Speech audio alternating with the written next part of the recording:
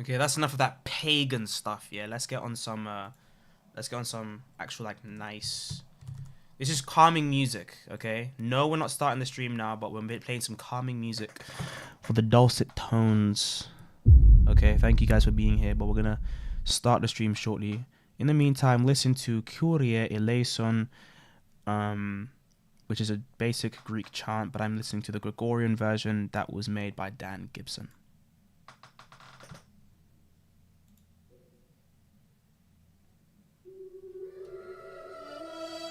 Nah, come on, man. It's not what I ask.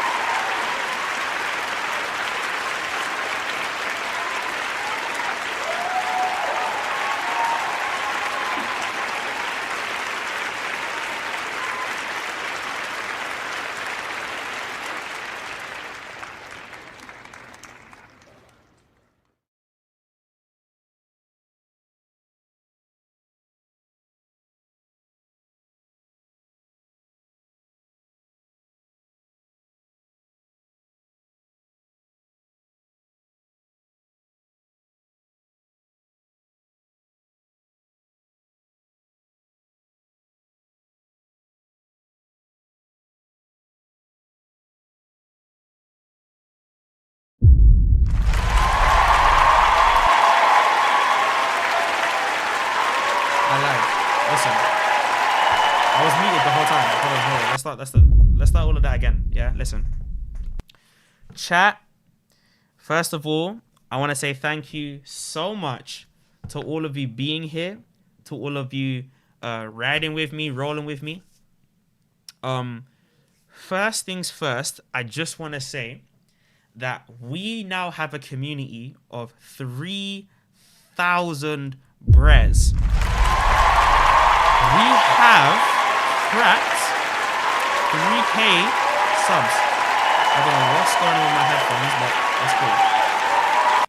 Thank you so much for being here. Okay, 3.2K, and the community is only gonna get stronger. So we thank God that we've been able to get to this level. We thank God that we've been able to get to this degree. Okay, and our hope is literally that we just keep moving and we keep pushing with whatever it is that we're doing. From anywhere that you are, guys, listen, now that we have 3,000 subs, I have a gift for you. I am going to take off my mask, okay? This is the face reveal that you all wanted, okay? And I feel like I want to be transparent with you. I lied. I have another mask on. Listen, I will never take off my mask, okay? For any of you, man, that thought that I was going to take off my mask, I'll be honest. You guys all got deceived. You guys all got deceived, okay? Do you guys think I'm dumb? Do you think I'm smoking? Do you think I'm dilapidated? Come on. Yeah? Let's be frank, let's be Lampard. Let's be honest with ourselves. Now, I believe there are Christian channels that have now posted the video. There is one that literally says Hijab scored by SIIIG, divine simplicity versus divine complexity. And yeah, literally, yeah, I am going to basically go through the video. We do have a StreamYard link in the description, so I'm going to put the StreamYard link in chat right now. SIIIG Augustine 2.0. Let's get SIIIG a ski mask. Yeah, guys, listen. Pay your jizya so that I can actually get like a proper ski mask, okay? So that I don't be going around wearing a headband on. SIIIG, did you ever read the video review I left on your video versus hijab? I did not read it. I appreciate it though. Guys, put a link in the description for that, and we'll get started. I actually do need like a proper like ski mask because, bro, I'm not gonna lie to you. Sometimes like the breathing gets like I can't even like breathe in this. So yeah, no, we thank God. Hopefully like the green screen on TikTok isn't too bad. We put a green screen on TikTok so that you guys can basically like follow the basically so you guys can like follow the content that's there. Should be, yeah, follow the content there. But yeah, no, literally I have just put it in the StreamYard link. I've put it in the chat. I'm gonna actually send it to the mandem now so that the mandem can get it as well. I'm gonna put it in the chat now. Did you guys like the chant that I was doing? Did you guys like that? Yeah, a Baldwin mask wouldn't actually be too bad. If I can get like a Baldwin mask or something, dude, I wouldn't mind that. Like a Baldwin mask would be actually like freaking great, dude. Yeah. If you get me a Baldwin mask, I'll dig it. If you get me a Baldwin mask, dude, I would be like the happiest guy in the world. My mom's life. So we got the stream over here. As you can see, we got the stream over here. We got videos that we have to get through. We have content to get through. Just wear a Spider-Man mask? Yeah, I could, but at the same time, like, my hair is the big issue, you know. I could buy a black Spider-Man mask, but I don't want to be taken that unseriously. Anyways, how's the volume? How's the volume, guys? Is the volume okay, chat? As long as the volume's okay, chat. Your boy said don't piss me off and then pissed himself, lol. I don't think that constitutes that he lost the debate. Just wear an Obito. An Obito mask might actually help. Wearing an Obito mask might actually... You know what, chat? I might actually look into like getting Obito masks. Would you guys be okay if I got an Obito mask? Should I get an Obito mask? Oh, okay. Yeah. Okay. I've seen that one. Sound is good. Thank you, chat. We're just gonna wait for some people to get into the thing. And we now have the Muslim metaphysician. Listen, Apologia, welcome to It's the stage. Jake, How you the doing? Muslim metaphysician. Mhm. Listen, Mhm. they thought it was all a facade because it's the Holy Quran.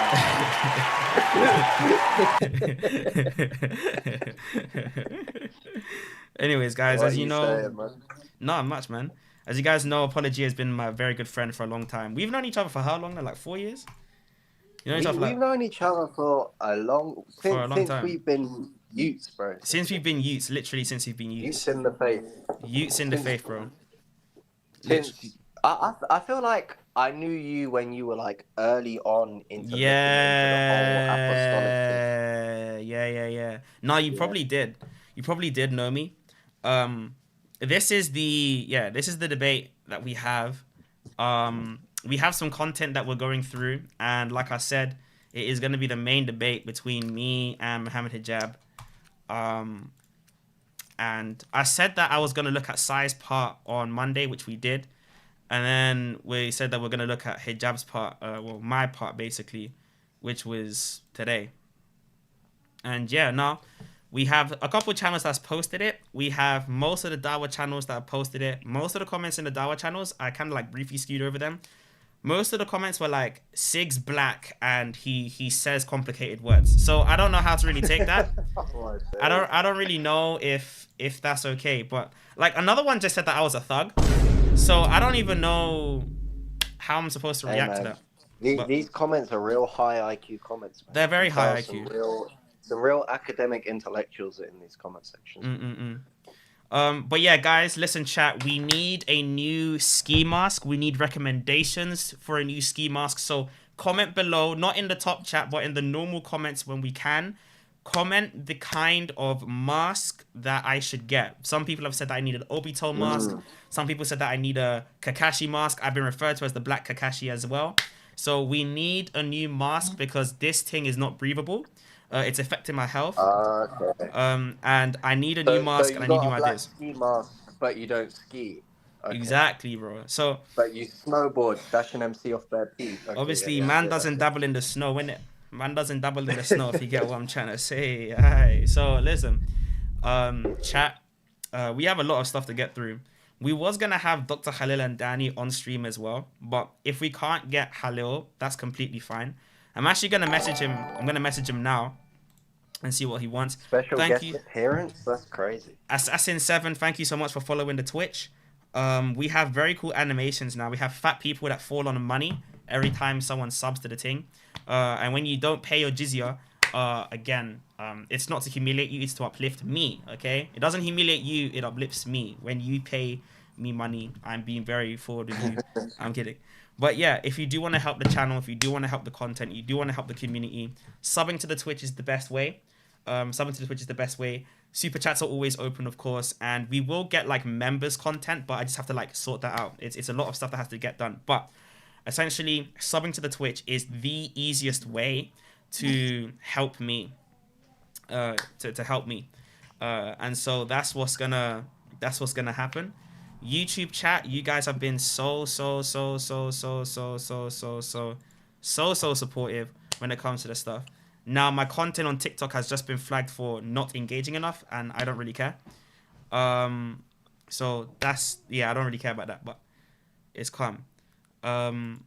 So if you're on TikTok, make your way down to YouTube because YouTube is where it's at. If you're on YouTube, make your way over to Twitch because again, Twitch is like the thing that helps me do what I need to do on these platforms and on this channel. So if you do want to help me, you need to do that.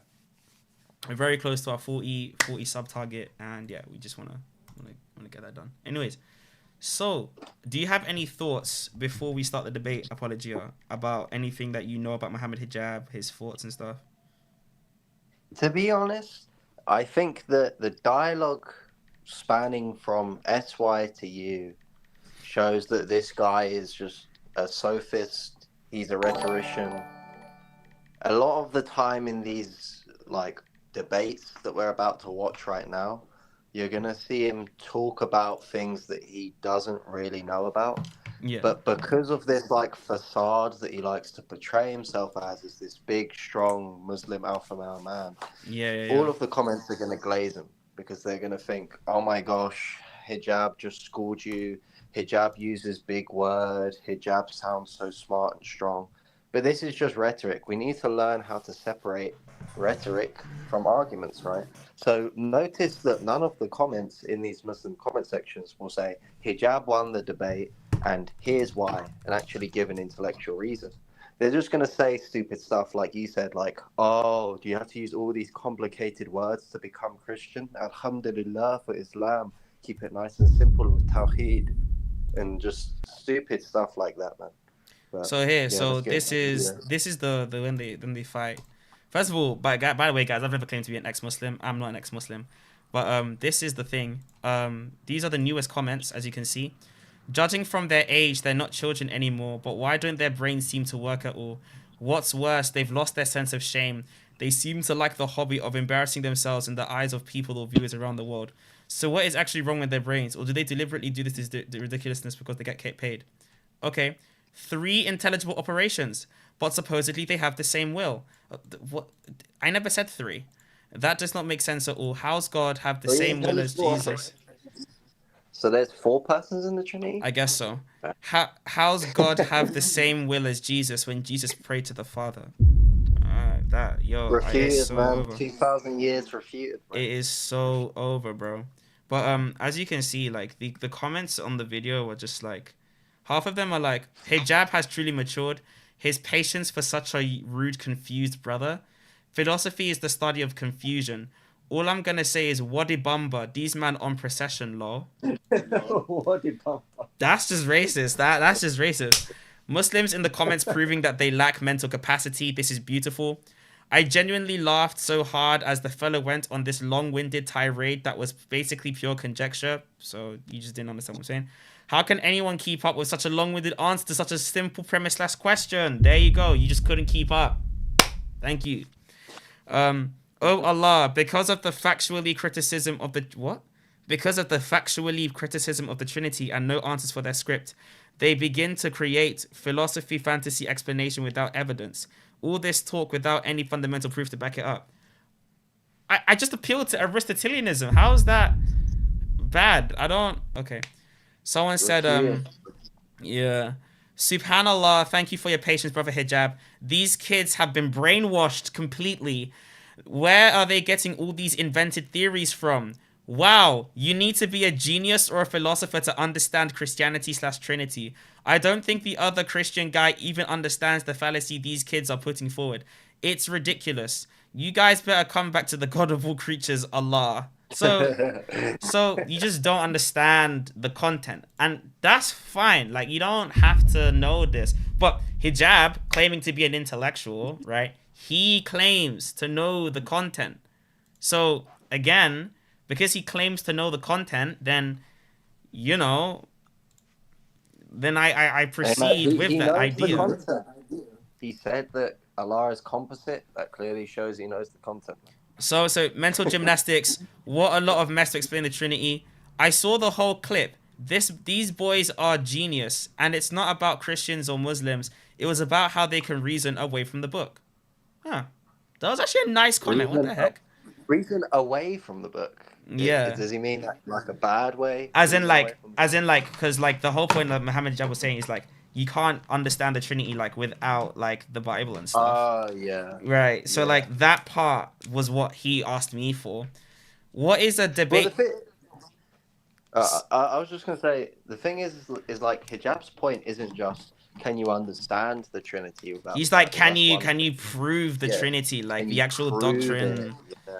And I was just like, look, dude, if you want me to like prove the Trinity, I just have to assume a completely different point of metaphysics, and then I can do it. But like, it's gonna be like, some people will argue that it's like, it's not contrary, but like, it's a disrespect or even repugnant to the faith to like prove these articles of faith, like through reason, because then people can like get prideful in doing so. Aquinas has this sort of standpoint, and he says, look, I would rather just prove that there isn't a contradiction that is entailed, rather than just say, can you prove it through reason? Because that's just a matter of pride, right? Like, can you prove like for example, can you prove original sin from first principles?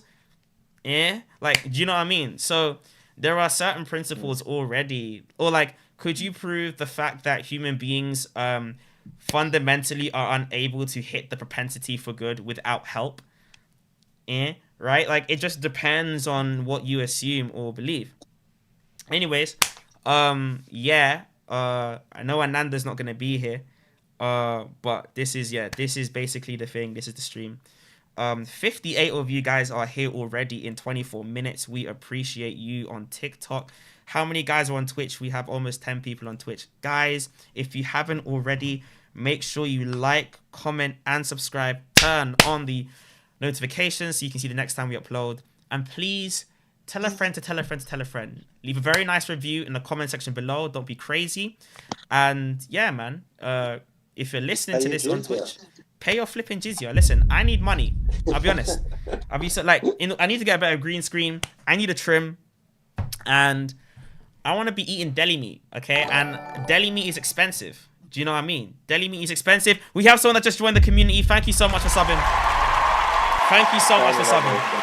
We appreciate you. We appreciate you so much. Thank you so much. Thank you so much for the sub. We appreciate you so much. We appreciate you so much. We appreciate you so much. So, look, let's just, someone said, Jesus said in the Bible, not my will, but yours be done, so case destroyed. This philosophical jargon is only confusing this Christian guy. He thinks using words will impress the masses. He will only fool Christians. All right, cool. Wait, he's trying to say that not my will, but your will be done is like refuting multiple wills in the Trinity. Yeah, because Hijab's point. Yeah, Hijab's point is gonna be like, because he's saying to SY right before you come in, he's like, oh well, you guys believe God has free wills, that's polytheism, and then the big point is that's false. Like you've never read, you've never read any. You've never believed that. From the period. In which Nicene Trinitarianism. By the way, guys, listen, I am absolutely doing this for the money, okay?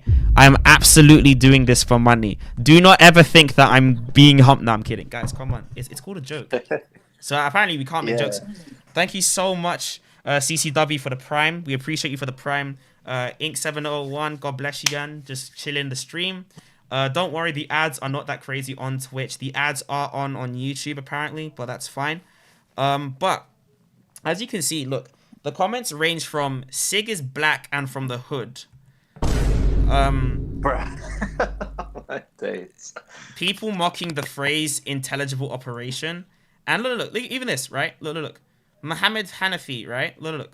Muhammad Hanif, I don't know if this is a Christian, but he says, Muhammad Hijab is showing his ignorance when he defines substance as he does as material. The Christian was correct. And then this guy just says, this guy just says the black guy made his own languages. So then what what? What does that even mean? I feel like this is what people that are very unfamiliar with Aristotelian language feel like when they listen to stuff like this. But I mean, if you don't understand the terms, just research the terms, because there's actual definitions to the terms that SIIIG's using. He's not just chatting out of his butt or anything. These are Aristotelian terms. And the fact that Muhammad Hijab, someone who's an Oxford graduate in this, please don't. To have read all these people, man. I'm telling you. I read 200 pages, guys. I read 200 pages of the streamer. Listen, I read all of Ibn Arabi. I read all of Ibn Sina. I read all of Ibn Taymiyyah, of course, bro. I read 200 pages. I swear to God, I read 200 pages. What the hell does that mean? It's the fact that after apparently reading 200 pages, he's saying things like substances are these material things, the way we talk about substance and he was so substance, substratum, and he did this. I was like, dude, you're not Ronaldo. Do you know what I mean? Why are you making the suit? Bro just made stuff up on the spot and thought that we just wouldn't notice. So look, chat. As you can see, we do have some stuff here. But by the way, this comment above my head is actually racist. It says proceeds the thick blick run. Bro, these men are just racist. What? These men are just racist, bro. I promise you now. What? That is crazy. They're just saying, bro, half of the comments is SIIIG is black. The other half of the comments is Duh, SIIG use big word. Like, it's not even me cherry picking. I'm just like scrolling and seeing this. Yas 208. Thank you for following the Twitch. The only thing that, so this is an intelligent question. If the only thing that relates Father and Son and the Holy Spirit is the intelligent operation, I didn't say that. How can you perform intelligent operations without will or power? Like, do they even understand what they're saying? The famous mystery of the Trinity that no one understands. Okay, Gunny, I'll be honest. You don't understand what we mean by intelligible operation. Bro, everyone is trying to explain the Trinity, ends up with the same self-made, inexplicable explanation that I haven't heard before. Hijab asked you, can you prove the Trinity without the scripture? Just like how we innately believe in God when we're born. And this guy is doing philosophical acrobatics that's probably wrong here and there. You don't even know. You're just saying it's probably wrong. You don't even know. Do you know what I mean? But yeah, no. Like, some of the, like, bro, most of the chat was just, like, being racist. I don't even understand why the chat was moving like this, but, like, even the chat was just moving a bit like rambunctious. So like there was one guy that said the Christian with the Muslims, just step back and listen to these loonies with the God talk. DT religions are useless. Okay, that's an atheist. If Nigeria did Pajits, these two would be, what's a Pajit? Wait, what is a Pajit? A what? Oh my days. It's actually like a QAnon meme, bro. It's a whole QAnon meme. What's a QAnon? So basically, yeah, Paji is like a pejorative term used for like Indians, and then they said if like it's a pejorative term used for Indians, and they said if Nigeria had Pajis, we would be Pajis. Like, bro, what? I don't understand. Someone said, my goodness, the level of Christian gibberish is mind-boggling. Paul did a number on them. And there are so many so-called ex-Muslim guys thinks they can break Islam, but Islam keeps growing. They both sound like robots. What happened here is Hijab showed this kid critical, a lot of intellectual respect, repeatedly making excuses for his ignorance, maybe misunderstood, maybe I didn't ask you correctly. This young fool took it as a weakness in which Hijab promptly put him in his place. So because you threatened a youth, then say no. He's unable to explain what he means when he came to procession. No, I explained it. Someone asked me, where's my turban? I'm not Indian. I'm Nigerian. No, bro, you can't define procession, therefore non-cognitive statement. Also, this is just a lie. Like, this guy said, I was a Muslim before. Recite Surah Fatiha. I'm a Christian. He never said I was a Muslim. He said, I was a Muslim before. Oh, sorry, I wasn't a Muslim. I was looking into it. That's explanation of the Trinity is what we call gobbledygook, or more commonly, bullshit. Okay, bro. Do you know what it is? You're a fantastic cute. You're actually a fantastic cute. Anyways, as you can see, that is literally most of the comments. That is the gold mine. That is the comment section. Like, most of the comments don't understand the conversation. Neither did this guy. And the reason why I'm going over this is because Hijab believes that God is composite. That's why we're going over it. And he like explicitly said that God is composite. So we're gonna go over it. And yeah. It's funny that he says in the video, God is composite in one statement. And in the other statement, like later on, he says, oh, I don't believe God is made up of parts.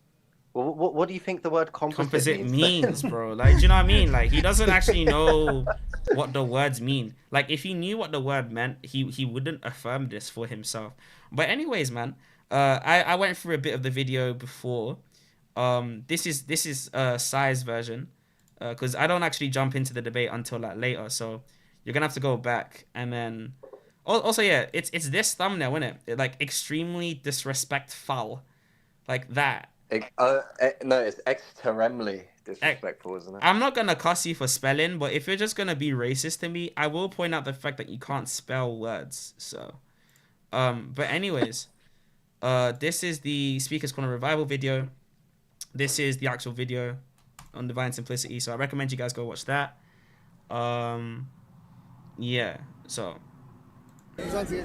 I'm representing. I don't know what. Okay, so cool. Now I told him, right? I told him that you can explain. By the way, chat. Can everyone hear? Yeah. Can everyone hear that, chat? So just checking if you guys can hear the words that's coming out of the gums of the individual that we are talking about. If you can, say yeah. If you can't, say no. Okay, calm. So we're gonna start watching it now. Explain this rationally, how the intelligible operations make the relations really distinct in the Trinity, right? What Aquinas said.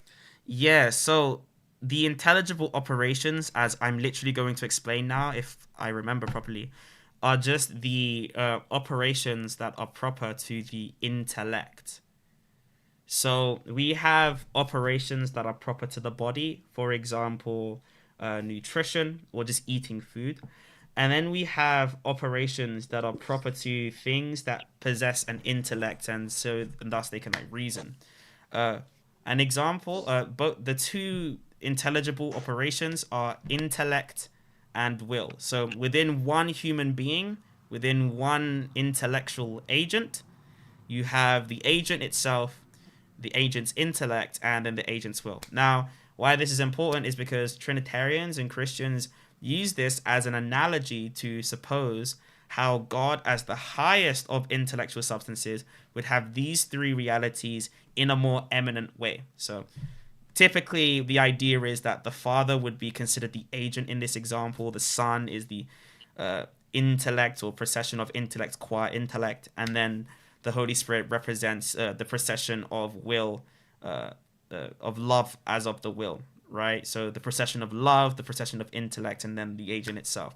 Now, again, these are all just analogies to show that it would be possible to have the divine essence of God having some sort of triadic idea of itself.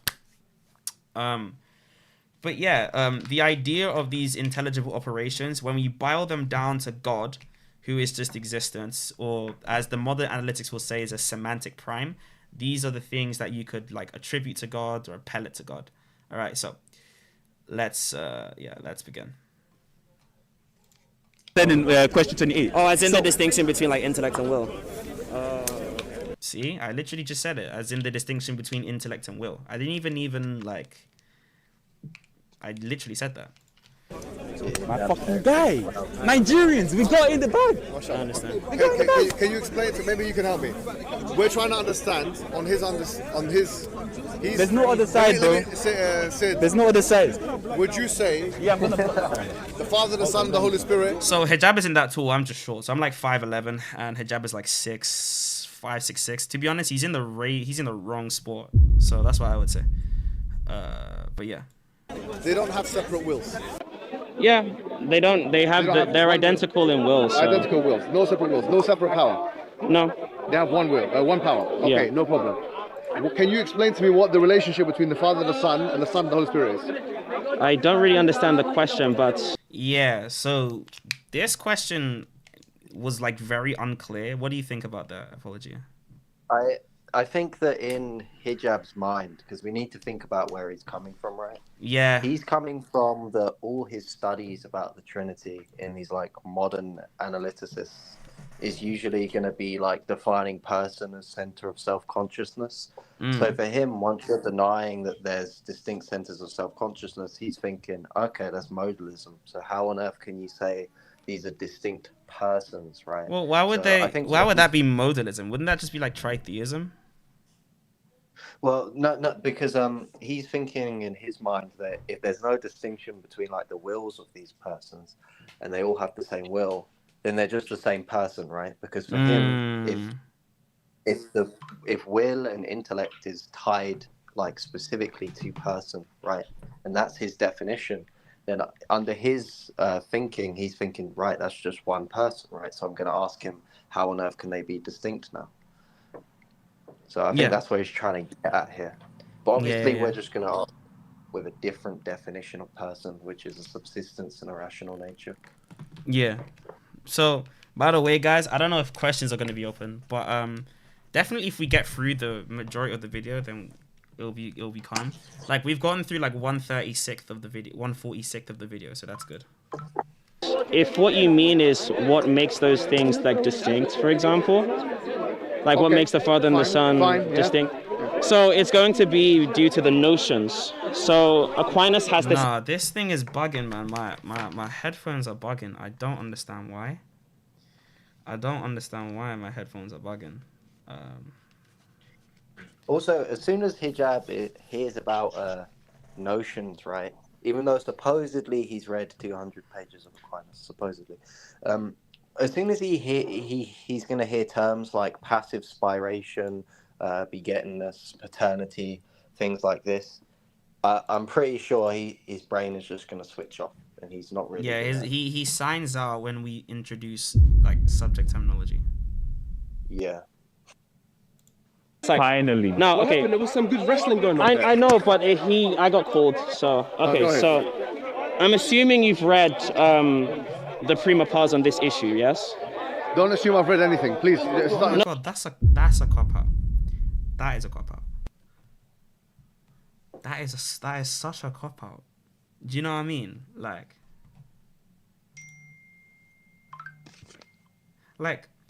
this guy, right? This guy is the same kind of guy that'll be like, oh, you know, don't assume I've read anything. It's like, bro, you're lying to people.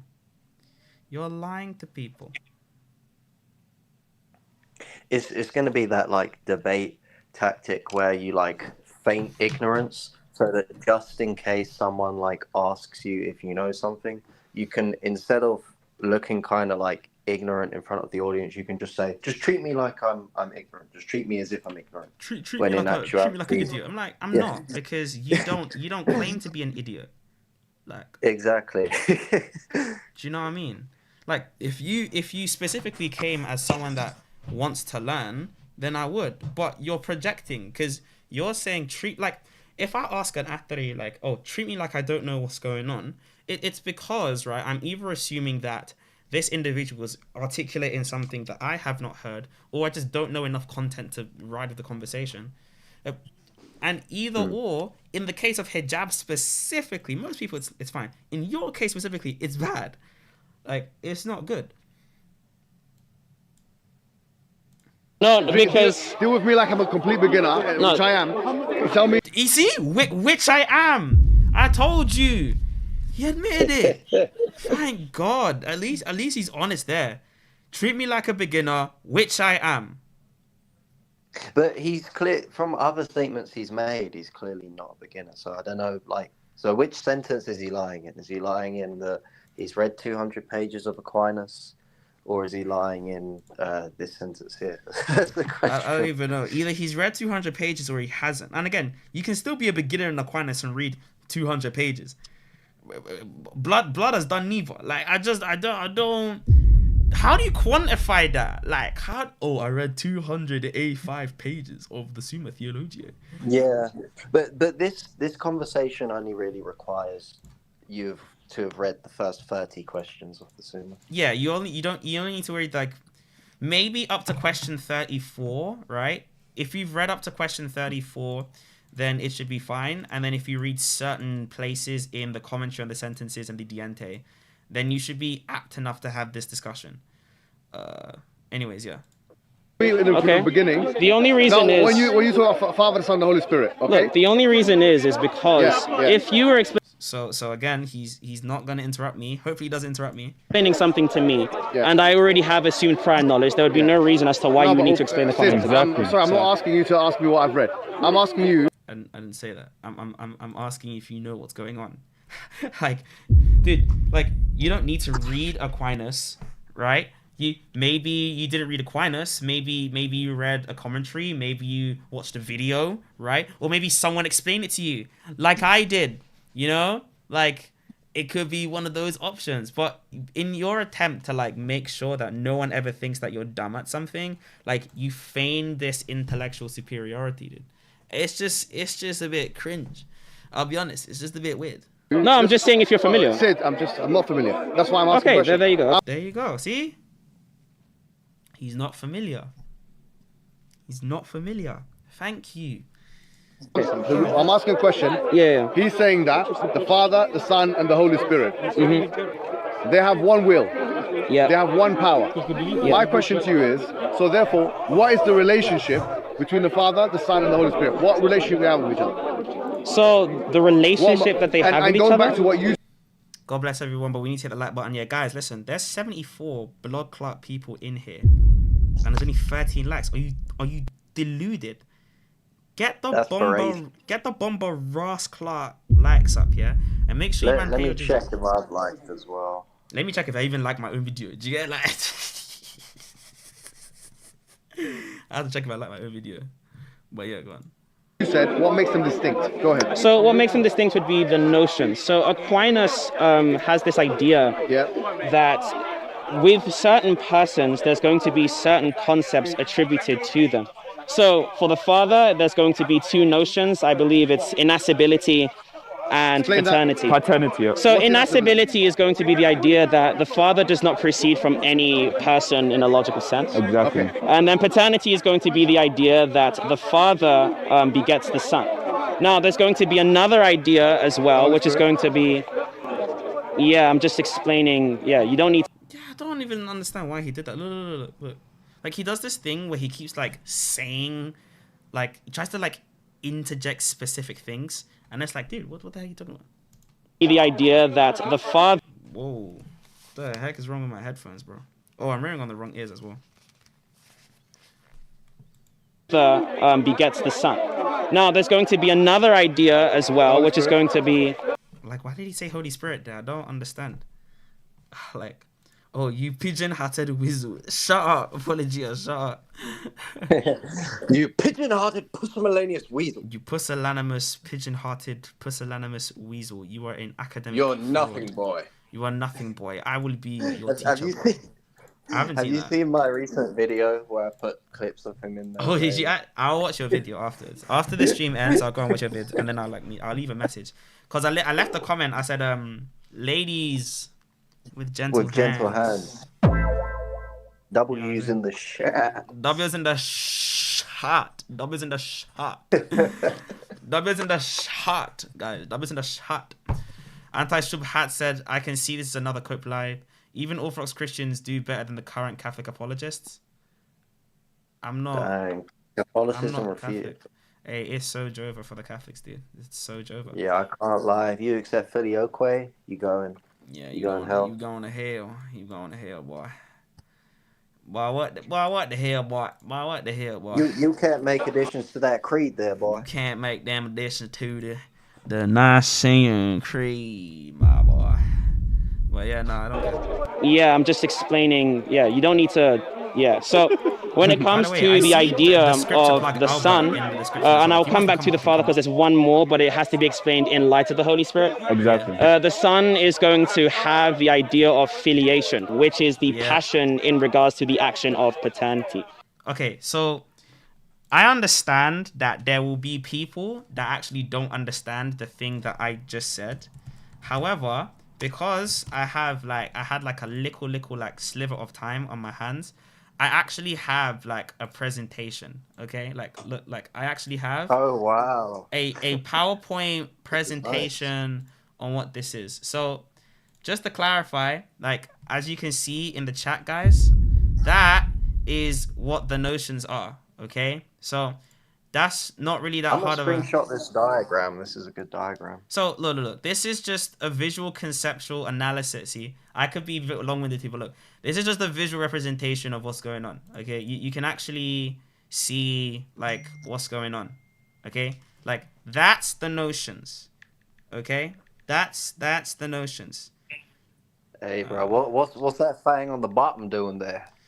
Oh, what the We common don't like inspiration? we don't mess with the filler oat. We don't mess with the You filler can't oat. add additions to that creed. Can't add addition to the creed. You can't do the filler oat. The filler oat don't make no sense, boy. The filler oat that's heresy.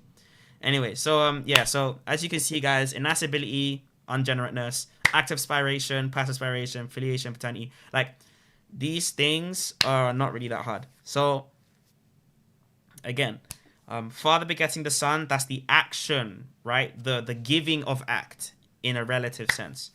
And then you have the passion in an analogous sense too. So I'm using relative and analogous interchangeably here. So that's what I mean when I say action in relation to the Father's passion, and action in relation to the Father's passion, and then passion in relation to the Son's, like action, so on. Right, passion in relation to the Father's action, right? That's actually what I mean. That's actually not that hard, okay? But by the way, like you could make a diagram of like Sunni Tawheed, and like you have Allah's essence in the middle, then you have like all the attributes like around the essence, and then you have the actions of those attributes specifically around those. So you have like blocks of categories. So like you could do the same thing, but this is just the conceptual analysis, so you can see like the 5 notions. Okay, like Nah, bro. nothing's like Allah subhanahu wa ta'ala. By the way, like if you don't believe me, here I'll actually show you someone that literally did this. Okay, look. Oh no, I'm just playing that. I know they exist. Oh no, yeah. Look, I'll show you like a picture of someone that actually like did this. Okay, so all you need to do is literally go to Halil and Dani's debate, and then you scroll for some time, right? And then you just need to wait until. Is this the dependency diagram? No, it's actually like the composition diagram. He literally has. Okay. So what he has, right, is literally that. Oh, hold on. I'm just gonna wait until Jake finishes speaking, because it's funny how Halil had like diagrams for everything Jake was gonna say, which I think is impressive. I'm just gonna go.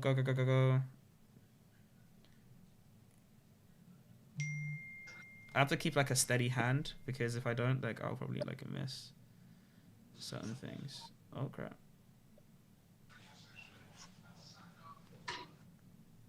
Wait, what was that? Okay.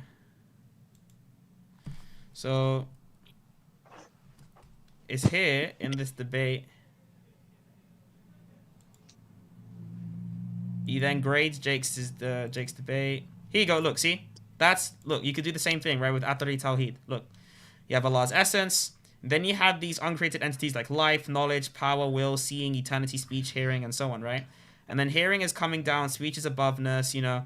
You have these, like, entities around the essence. Like, you could do the same thing. Point being, right, is, look, he did the same thing with his own creed, right? So you have eternally creates, and then you have eminently causes, and then generates and produces.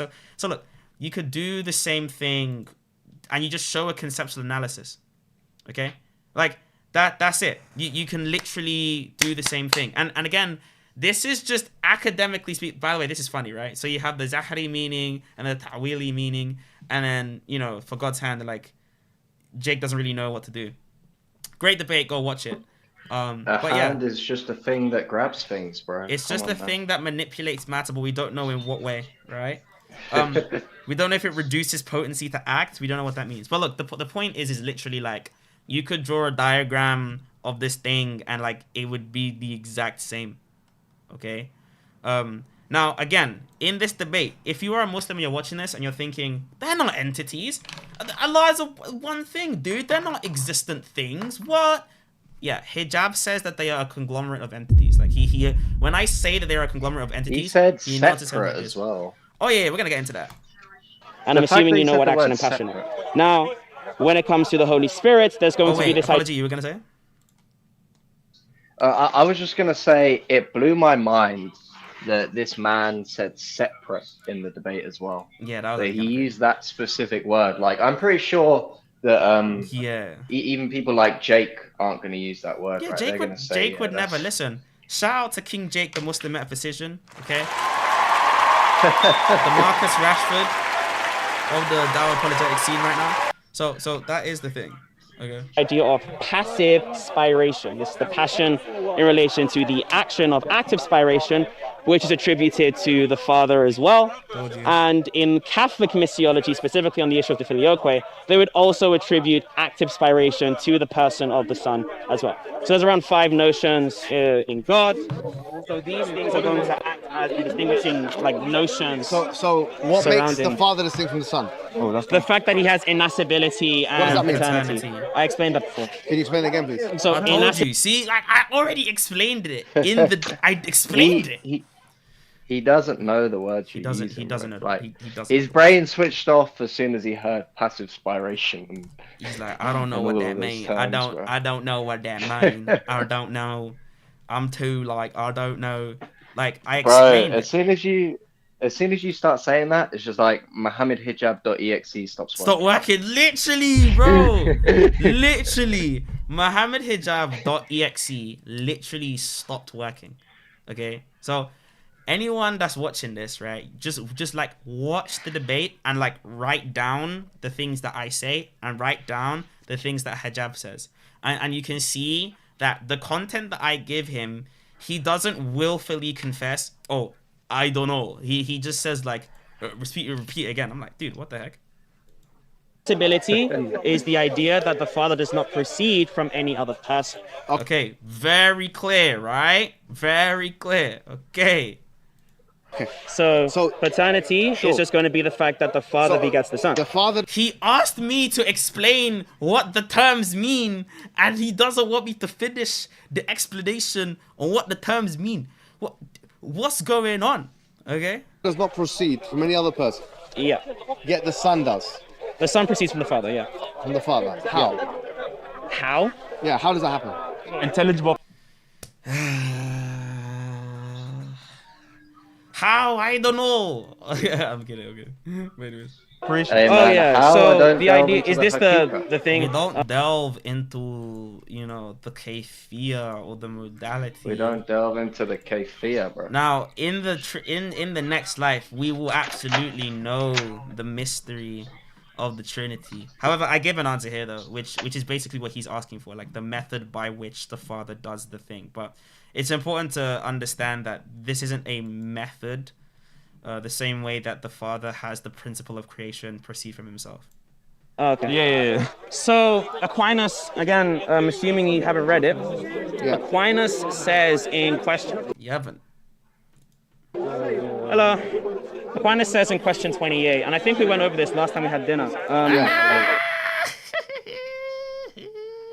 That's crazy, bro. Had dinner with Hijab. Yeah, I had dinner with Hijab, I'll be honest. But yeah, I referenced this because like he already knows. But yeah. Someone said you have to be fair to a Muslim. To a mystic Trinitarian theology takes time to absorb. Yeah, it takes time, but like, dude, for someone like Hijab who always claims that he knows more than everyone, it's just like, this is what you have to do. Like, it just is the case. But yeah. Someone said this is the brother who thinks he's what? Wait, someone just said Glad I could catch the stream. Love what you do, brother. God bless ya. I appreciate that, man. Thank you so much. Thank you for the $19, man. We appreciate you. You paid your jizya. We actually appreciate you so much. Thank you so much for the $20. You paid your jizya. Thank you so much. We do appreciate you. Anyways, God keeps the best part for the afterlife. Mimi Hijab, yeah. Aquinas says in question 28 that on the part of God, you could think of, in an analogous way, on the part of God, you could think of the procession of the sun as some sort of intelligible operation. So the idea... What does that mean? So a lot of people, again, I explained this earlier on towards the beginning of the stream. So if you're just a newcomer, I explained this towards the beginning of the stream. An intelligible operation is going to be a mode of being or a mode of doing, in some sense, that only pertains to things that have rationality. Okay? So one of these things will be intellect and the other will be will. And the idea in Thomism, as well as in Aristotelian thought, which dominated both East and West and the Arabic world for a long time. So Hijab should know this, right, in his own tradition, but I guess it doesn't matter. For an intellectual agent, so for an agent that has a mind, for an agent that has an intellect, they have two operations or two modes of being that are proper, or two modes of acting rather, that are proper to their intellect. That are proper to their mind, that are proper to intelligibility. And that's intellect and will. Intellect, as you know, guys, like I've talked about before, is the possession of a form without becoming that form. So if you're a hylomorphist, that's going to be the idea that you have. If you're not a hylomorphist, then I don't know. But there are not, there's ideas of like justified true belief, and those you can still be a Thomist and have justified true belief, right? I'm just gonna have to. What I would recommend you do is just say that all of those things can be like boiled down to linguistic primitives. And a linguistic primitive is literally just the idea that all language and concepts can be boiled down to like irreducible ideas, which are very similar to the idea of transcendentals. So you could adopt that view if you were more analytically leaning. Will is going to be the appetite towards the supreme good or towards the good. And so in doing that, in willing the good, that is a form of self-love. And then love, properly speaking, is going to be willing the good for someone else. So what Christians did, because they were versed in Aristotle, is they used these two intelligible operations in the mind to link back to the Son and the Spirit respectively. So the Son always took that operation of the intellect, and the Spirit always took that operation of the will. Now, there is motivation for taking that view. There's a reason why this view was sort of taken rather than not. And TikTok chat, you're not going to be able to see it, but you can see if you are on Twitch chat. And on Twitch and YouTube chat, basically, the idea, right, that's supposed is that, like we did last time, you have God, and then you have God's intellect, and then you have God's will. And every single divine perfection is going to flow from one of these three principles. So power, knowledge, and, well, knowledge is that, right? So power, grace, mercy, and so on. All of these things are going to pertain to, well, either the intellect or will of God. And we can actually do this in, like, real time. So what I want you guys to do, chat, is if you can, okay, what I want you to do is to literally, at home, if you can, get a whiteboard or get a piece of pen and paper and write down a couple divine perfections of God. And we're going to see whether they proceed from God's intellect or God's will or both. Okay, so... Oh, someone said another chat. All right. Damn, SIIIG is a filioquist. Damn. Shall I give a couple? Neutral face. Neutral face. Yeah, I am not a filioquist. Chill out, okay? I'm not a filioquist. Okay, so... What do you want to... Yeah, so... Apology. So chat... I was just going to give you a few divine perfections. Yeah. So chat, give us some examples, and Apology will run through some examples as well. Go on. All right, omnibenevolence. Okay, so omnibenevolence is the attribute of being all loving. As we defined, love is to will the good for someone else, according to Aristotle and the Western and Eastern tradition. And so love actually proceeds from the will. Now, these two are really interchangeable depending on East or Western presuppositions, but the point is the same, right? The point is the same. So, does anyone have any other examples? So we have love proceeding from the will. Oh, by the way, I am agnostic to the idea of the filioque. Okay, so please don't kill me. All right, cool. So, anyone else? Anyone have anything else? I'm trying to look at listen chat. To him, chat. This guy loves additions to the creed, bro. So power is going to be the ability to actualize a potency, and power is actually something that's very, very important. Like, why isn't this an intelligible operation? However, the reason why it's not an intelligible operation is because things that don't have intellects also have power, right? So it means that it's going to, in an intelligible species, right? In an intelligible person, it's going to be a combination of the two. So you need to know what you want to actualize, and you need to desire that actualization. And so power is going to follow from both the intellect and the will and the agent. Okay? So power is actually going to be in this little midsection here. Now, this is actually more controversial, but there is a whole discussion around the role of power in God.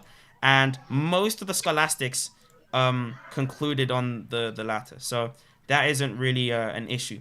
Does anyone have any other attributes that we can talk about? Truth.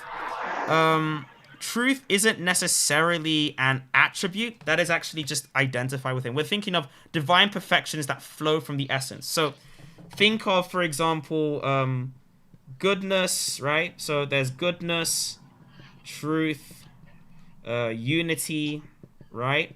And then beauty. These are all identified as existence. So they're not necessarily divine attributes of God as they are transcendentals of God. So someone said omnipresence. Good. Omnipresence is actually going to be something that proceeds from the intellect. And the reason is because God is present through his providential knowledge of things. Okay? So these are things like that. Someone said power again, as we said before. Someone said omniscience. Omniscience is the intellect. So it's going to be identified as the same thing. So the idea is you can go. Immutability is a negative property. So unchangeability. And that's a really important one. So unchangeability isn't going to be a divine perfection that positively flows from God. It's actually going to be a negative attribute of God. Mercy is actually going to flow from the will. Mercy. Sentience is going to flow from the intellect and the will.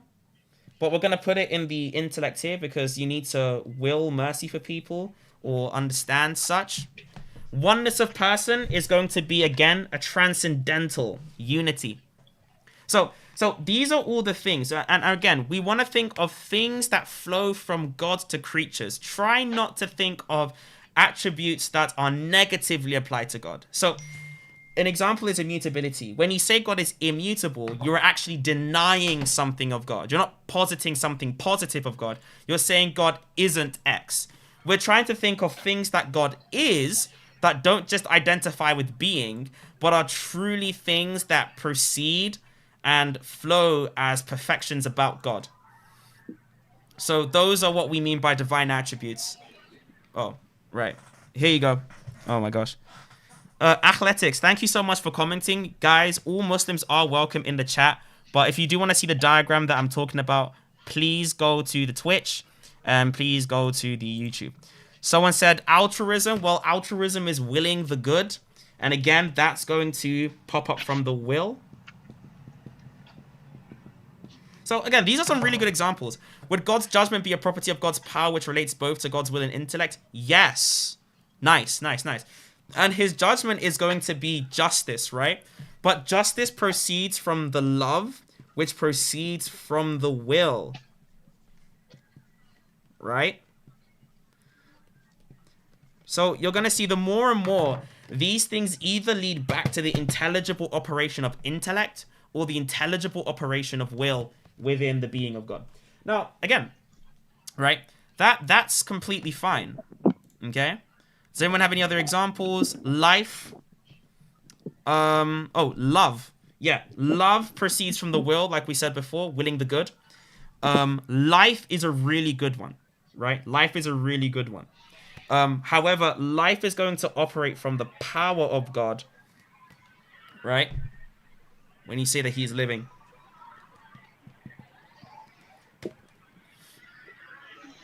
Now, again, you could argue that actually power proceeds from the life of God, right?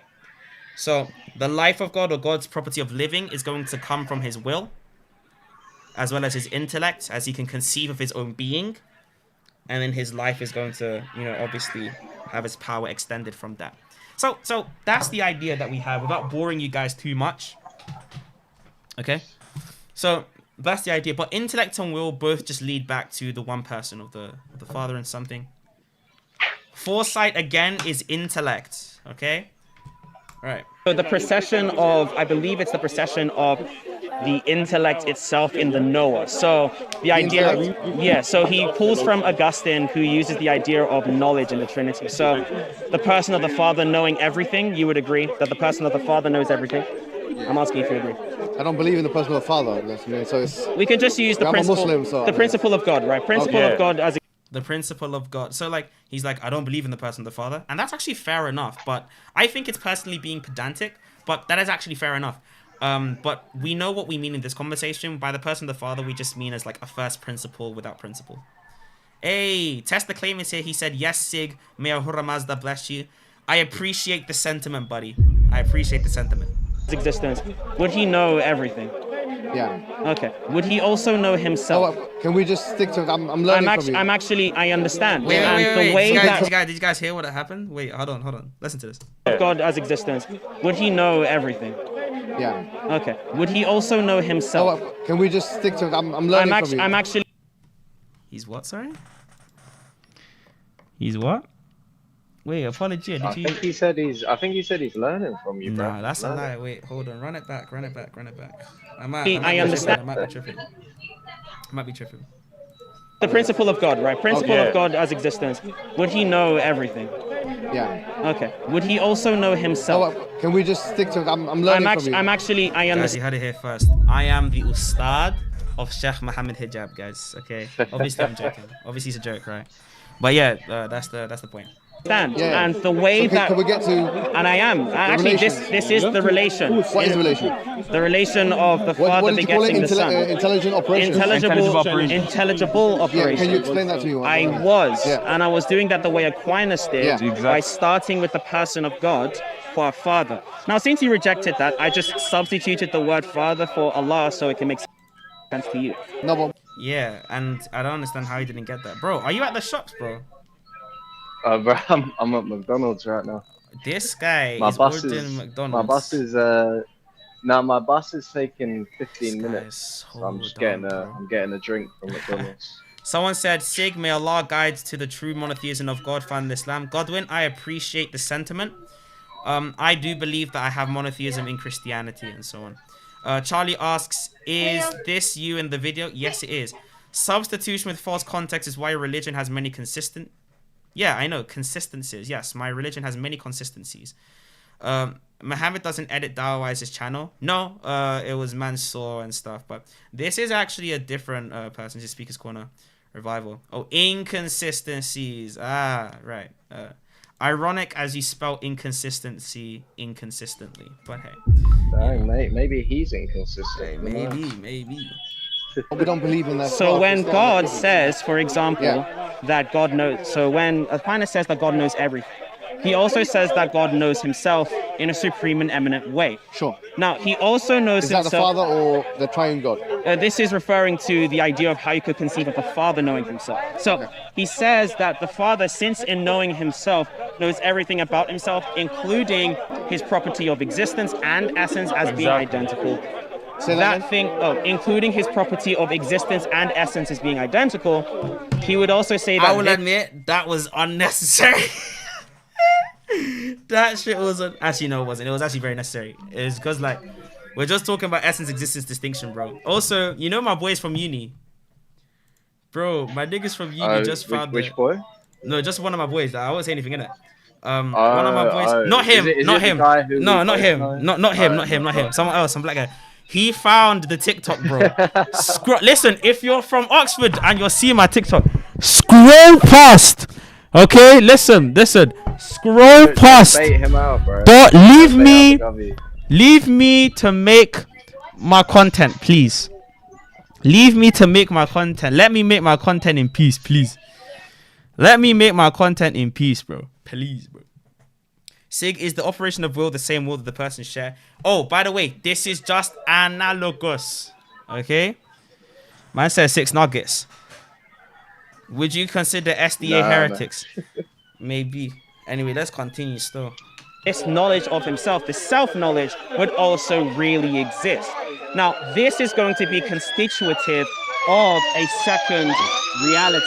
And this is what we would describe as the sun. So the intellectual emanation is in this. Yo, that was loud. Brother. Sorry, man. Brother. Am I not on mute? Mate? Brother. You have to mute yourself, bro. What the heck was that? What the heck? Sorry, that was some sirens going past. Bro, that was so loud, bro. Like, it didn't even make sense. Why? Wait, am I on voice ISO? Oh, wait. Bro, if you can go on voice ISO, that'd probably be better, bro. But you were just, like, very loud. Like, you were, like, extremely, like, vocal, bro. It makes sense. Okay, for some reason, it's not letting me go on voice ISO, so I'm gonna just mute and then unmute when I talk. Yeah. Man said the group chat's going crazy, bro. Which one? The Aquinas one or? No, the Mandem from not here. Your uni chats. Yeah, lich. They just found me live. Did they send you in? They sent me a screenshot. They sent me a screenshot of like me on TikTok, and it's like, bro, they should They should send it in and say, SIIIG, you don't pay your jizya, we're baiting out your name.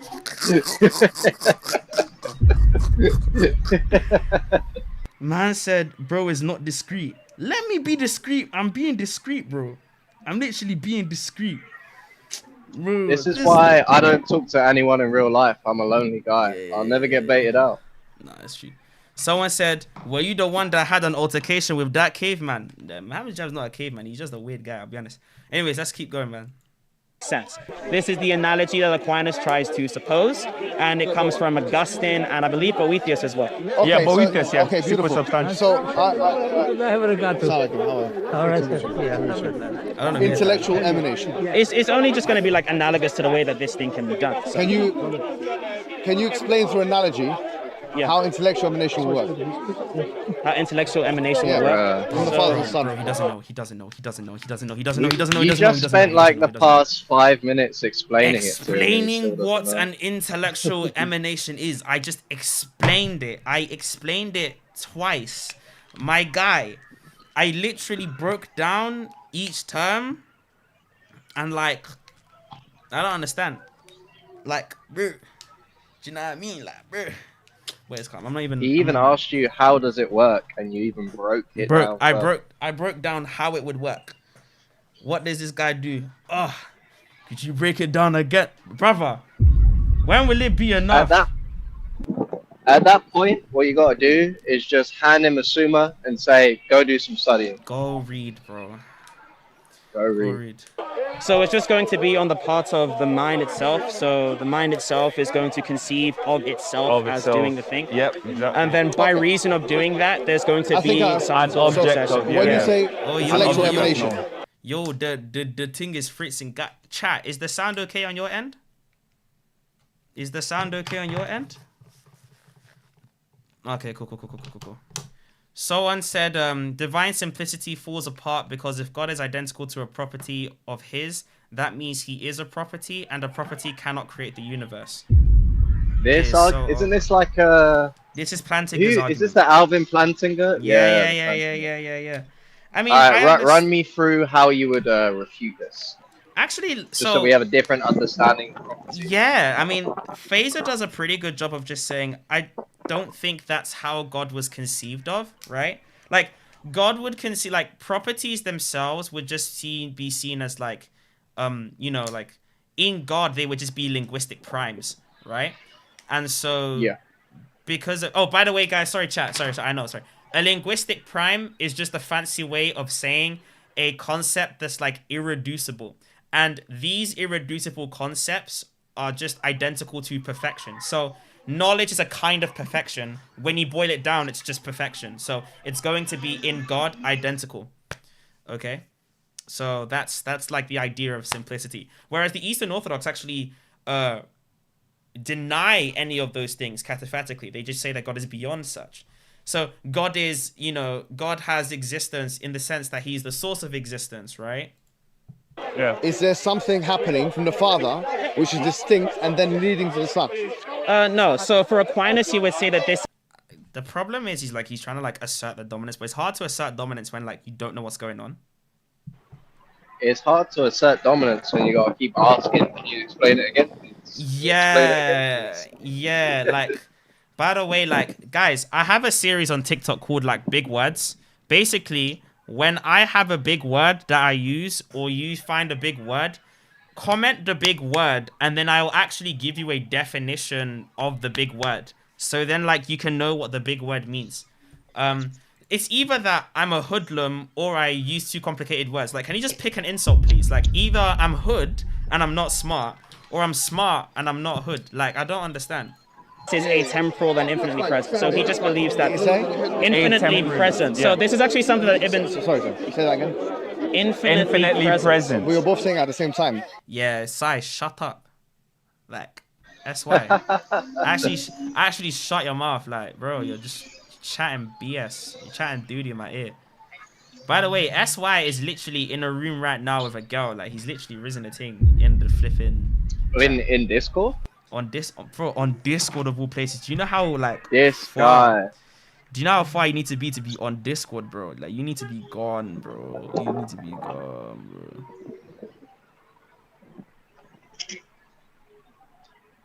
Okay, cool. Let's continue. Infinitely Present. Yeah. So the idea, right, is just, and this is from like classical, it's just classical understanding of metaphysics, both in the Islamic tradition as well as the Christian tradition, as you know. The idea is going to be that since God is going to be outside of time, these operations, these ad intra, meaning within, these ad intra operations of God are going. Pardon me. Are going to. You're doing good for me. Keep going. Yeah, so these are the intra operations By on the the way, part I of was God. speaking to this guy before. I didn't know that he was like recording content. This guy is so weird, bro. This guy is so weird. But let's continue anyways. This is just me explaining stuff, and then we're gonna see how. Yeah, we're gonna just see how. I like how. I like how you say to Hijab, as you know. So if he wants to slow the conversation down again, he's got to say, "Nah, I actually don't know." Yeah. Because if he said, I was like, as you know. If he says, "Don't assume I know," I'm like, why wouldn't I? Do you not know? And then if he says, "I don't know," then it's like his peak. And that's what it is. Like, you just don't know. Like, the thing is, as a Christian and as a person that's trying to learn, I'm willing to admit or like accept when I don't know something. That's not like the be-all and end-all of conversation. People need to get out of this like debate bro mindset. Do you know what I mean? Like, it's okay to say I don't know things. Right? There was not going to be a time in which the process began, and it should not be seen as a sort of process in any sense. There was no temporal succession of events. It's just simply for him is going to be the case, which is just like the idea of it is the case that God exists, rather than there's a point in time when God started to exist or that God continues to exist. From my understanding, and both of you have said this before, please correct me if I'm wrong. An infinite present is literally just in the name. It isn't a finite thing. It is just going to be like a, I guess, just an instantiation of time, whereby there is no temporal succession from past to future. So like a frozen state almost. Yeah. Aquinas believes in divine simplicity, right? Yes, he does. Yes. Okay, sure. Now, is the Father ontologically separate from the Son? No. Yeah, ontologically separate. So no Christian has ever like believed that the Father and the Son are ontologically separate things. So no Trinitarian. Does he know what he's asking there? I don't think so, because I think. I mean, like. I think if. Yeah, then I. Oh, yeah, go ahead. No, go on. I don't know. I was just gonna say because the Nicene Creed clearly is saying that they're ontologically the same. Yeah. So they're like the substance is the same. I don't understand how. I mean, I've just never understood what's going on. But no, let me see. Okay, fine. So the and by ontology, what do you mean? So the Father and the Son are the same. So I asked him, by ontology, what do you mean? And then he doesn't explain it. I wanted to ask you, by ontology, what do you mean? Before you do the thing. Now hold on. Is the Father ontologically separate from the Son? What does that mean? Because I have an idea of ontology, right? Are they separate entities? Are they separate entities? Yes. If by entity you just mean existences, then no, they're not separate existences. No, they're not separate existences. So for the existence. I got cut now, bro. You got cut, yeah. My bus is coming, so I got cut. So God bless you. God bless the stream chat. God bless, bro. Catch you guys in a bit. In a bit, bro. In a bit, bro. Anyway, so we're just hearing it. So obviously, as you might know, you might already know the thing. You already know the thing. You have let me try and change this. Yeah. So look. Are they the same thing? No. They're not the same person, but they're identical in existence. For Aquinas, the existence of the Father and the Son are going to be the same. However, the hypostasis, which is the underlying reality of the Father and the underlying reality of the Son. Would it be fair to say that the Father and the Son and the Holy Spirit are just names for the same thing? No, they're not names for the same thing. It would be not fair to say that. So, yeah, I'm just going to be very clear. It would not be fair to say that the Father and the Son and the Holy Spirit are just names for the same thing. I think you misunderstand what I meant. And also, I was literally in the middle of explaining what I meant and you interrupted me. they're not names for the same thing. No, they are names that are going to pick out specific underlying realities. Thank you. Right? They're not going to be names for the same thing. They're going to be names that pick out specific underlying realities. If you haven't already, there is a paper by Christopher Tweet where he goes over this issue. Bo Brandt's dissertation generally goes over these views as well. Avoid Brian Lefthal as much as you can. Now, the hypostasis of the Father has the same existence, as Aquinas says, as the hypostasis of the Son, due to the idea that the existence of God is identical to the essence of God, of which you would agree, right? That existence and essence in God are the same. There's different opinion among the scholars. So I asked him, do you agree that in God, essence and existence are the same thing? Now, the reason I asked that is because Ibn Sina is one of the precursors in Islamic philosophy that argue for this, that actually like argue in some sense that, you know, you can have like a one unity of existence, right? And if existence and essence aren't the same in God, God is going to have to be like beyond such a category, because that's going to be like a created accident of some sort. Whereas in Aquinas doesn't take existence as like a genus. He actually takes existence as something different. He thinks that existence for him is like an existential prime or existential primitive. And I know that's very like circular, because of course existential primitive presupposes existence. So it's like the most fundamental thing for Aquinas and his epistemology and for his metaphysics. I'm asking for your opinion. But like, he doesn't know though. Like, Hijab doesn't know whether he believes essence and existence are the same.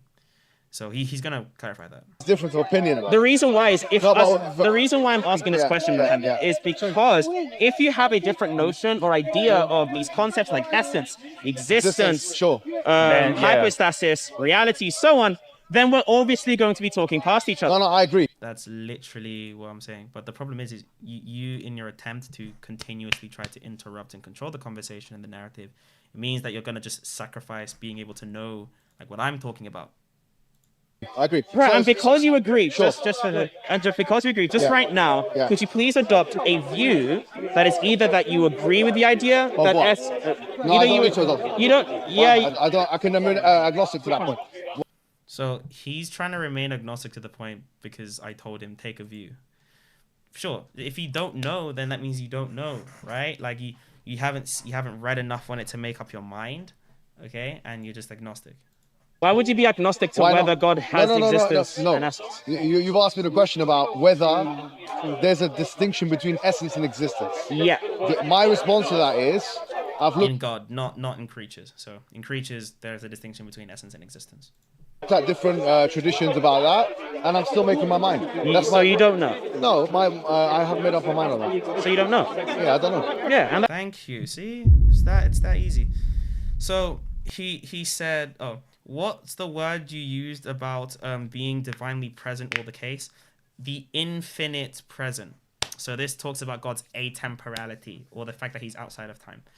This is another word for his eternal nature, or the attribute of his eternality, the divine perfection of his eternality.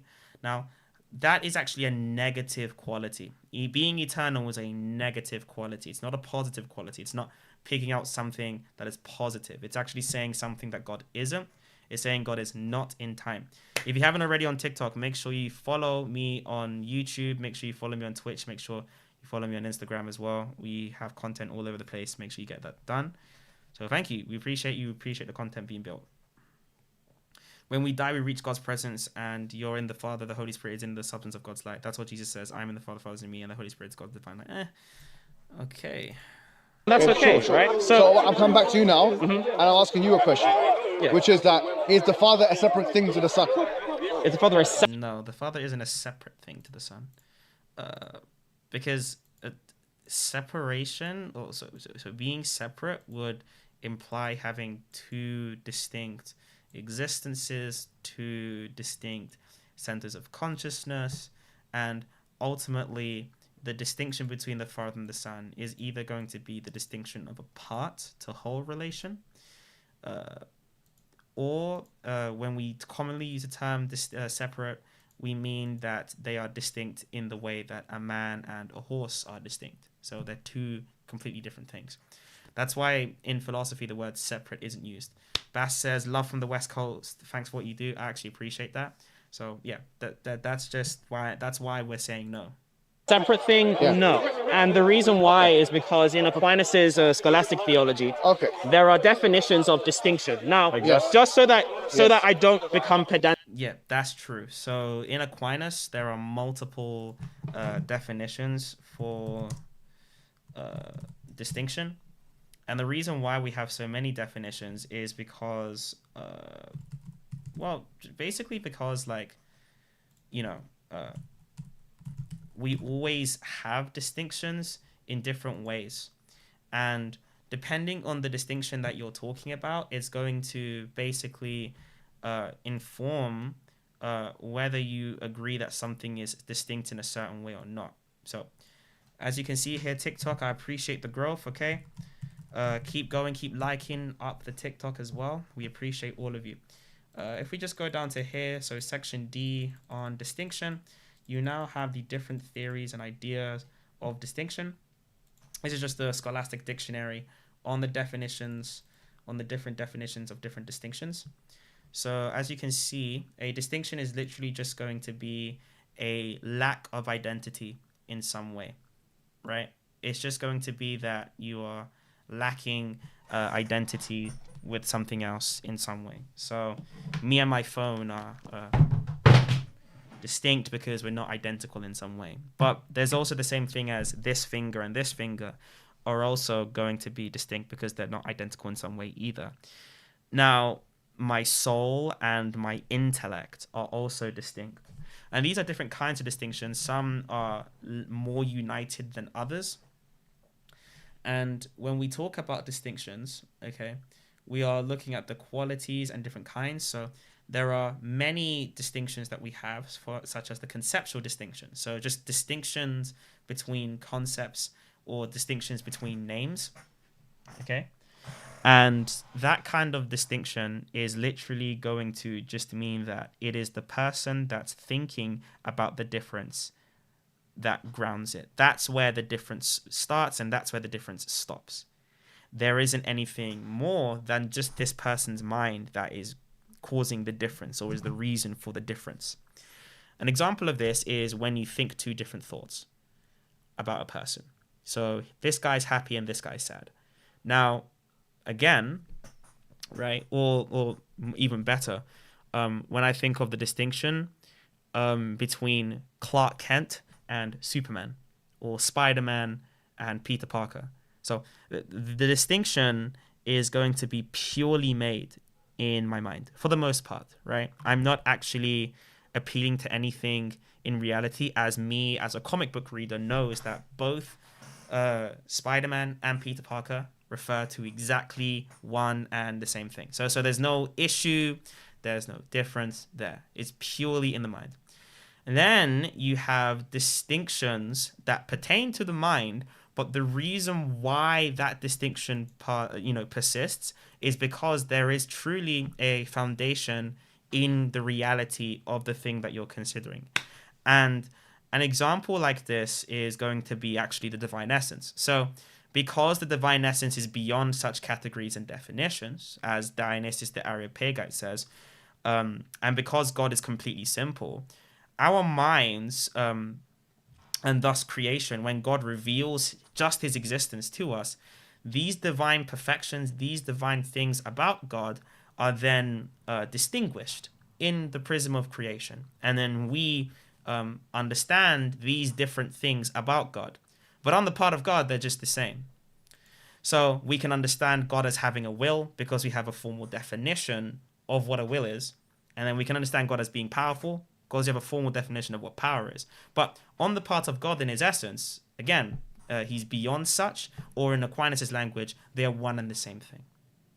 And so we can still have God as powerful, we can still have God as knowing. However, that distinction between those two things that we understand is going to be precisely because of God's simplicity rather than despite God's simplicity. It's very similar to like a very vague analogy between like light when you shine it through a prism and then it like fractures off. Now, obviously, in some sense, all of the white light is going to be in some sense like inside all of these different vibrations of light are going to be inside the white light. However, really and truly, what's going on is that you are actually able to pick out these different refractions of light due to your brain being able to conceive these different vibrations. And so it's similar to the way that God would work here. By simple, we just mean that God isn't composed of parts. And that's because we believe that God is infinite. Now, there is another distinction. So distinctions between essences, distinctions between forms or formalities of a thing. Okay. And these are just different types of distinctions. You also have, for example, a numerical distinction. So individual difference. So distinctions of number. So you can have composition of number. Or a nominal distinction, which is the distinction between words or terms designating the same concept or object without any difference in the object or concepts or meanings of the different terms or names. So the difference between a nominal distinction and a virtual distinction, which is what Aquinas argues for, is because when you have a nominal distinction, like the distinction between SIIIG's pen and this specific whiteboard pen, the difference is going to be purely that they are different names for the same thing.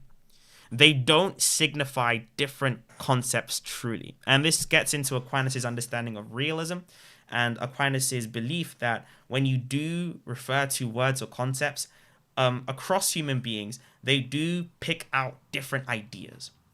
However, when I refer to power or knowledge, at least on the part of God, you are conceiving of two different things, albeit that God is simple. So for him, it's going to be a virtual distinction. It's one level up. Just one level up. So that's how that's going to necessarily work. Okay? But yeah, there you go. Hopefully that helps everyone. Right? No, good. You understand what a real distinction is, correct? Explain to me what you think it is. A real distinction is going to be a lack of identity between two things, two subjects that you're talking about. So there's going to be a real distinction, for example, between the Father and the Son. And that's going to be a real distinction of real relation. So the relation of the Son is different from the relation of the Father. And those are the realities of the Father and the Son that are being called as distinct. Because another name that you could call it is a principal distinction. So a distinction between principles. Hold on. This is very important. Let me tell you why. The reason why this is important is because Aquinas uses terms that are not used in the same context in the same way by other thinkers. That are not used in the same context in the same way by other thinkers. So I need to always ask you what you mean by it. I think a real distinction. Wait, when does Aquinas use different words in different contexts? He does. Could you give an example? No, I don't want to. That's like saying... So Aquinas uses a different understanding of existence, or he uses different concepts and definitions than from other thinkers. I think that's what Hijab said. And then I said, when does he do that? Because again, we're looking at just the Western tradition. Aquinas doesn't use a different understanding of Aristotle's being. He just develops it. It's not a different understanding of existence, because you can find Aquinas' definition of being from Aristotle. In the Dienta, he quotes him directly. Plotinus has very similar ideals as well. Ibn Sina actually has pretty much the same idea, apart from the definition of forms. But he's saying that he uses different words at different times. And then I said, okay, could you give me an example? Because right now, what we heard, when I was there, what I heard in my head was Aquinas uses different definitions at different times. And I said, when does he do that? And then he says he does it by different thinkers. And I'm like, okay, I think what he means is just different thinkers in the modern era will use it different to Aquinas. And I understand that, but he was just vague again. And I just didn't really understand. Trust me, bro. I need you to give an example. Yeah, so sure. For example, the essence and existence distinction. When does he give a different definition of the essence existence? No, let me explain. So, for example, in the Islamic tradition, where you have like Avicenna or Ibn Sina, interestingly enough, didn't necessarily have a different idea of existence than Aquinas. He had a different definition of form, but that was pretty much it. How does Duns Scotus differ from Aquinas in divine simplicity? Do you know? So Aquinas' divine simplicity and Scotus' divine simplicity, in my reading, are actually very similar, if not the same, because the idea of a formal distinction is a distinction between things and their formal definition. So the distinction between the three persons is going to be a higher grade of formal distinction.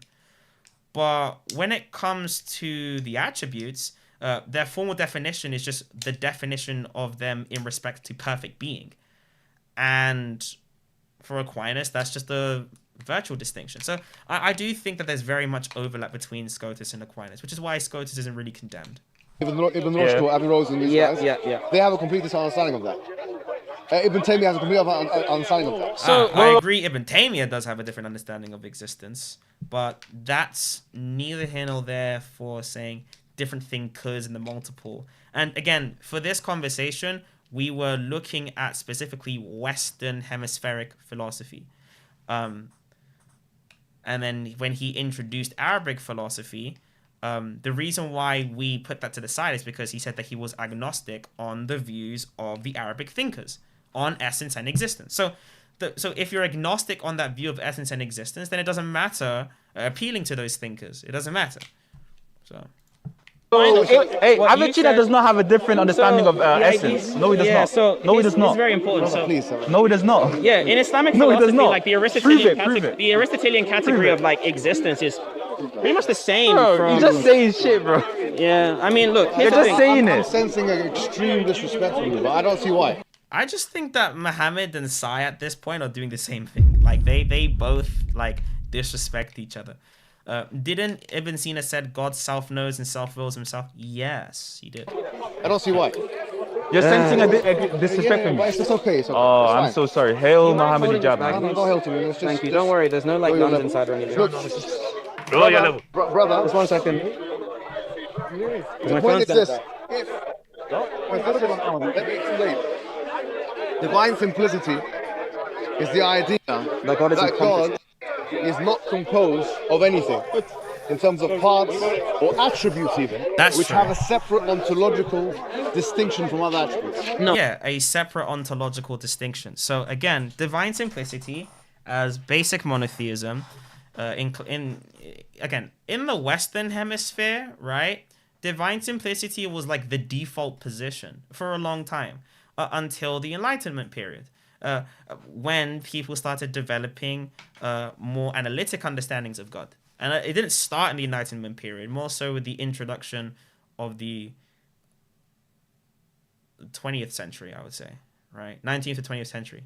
So my problem that I have is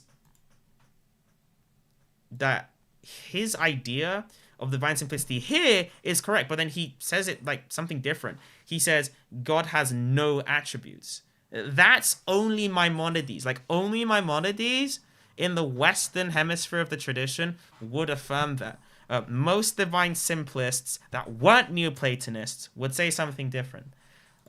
No, not really. No, it does mean that's not what divine simplicity means. Let me finish. Hold on, wait.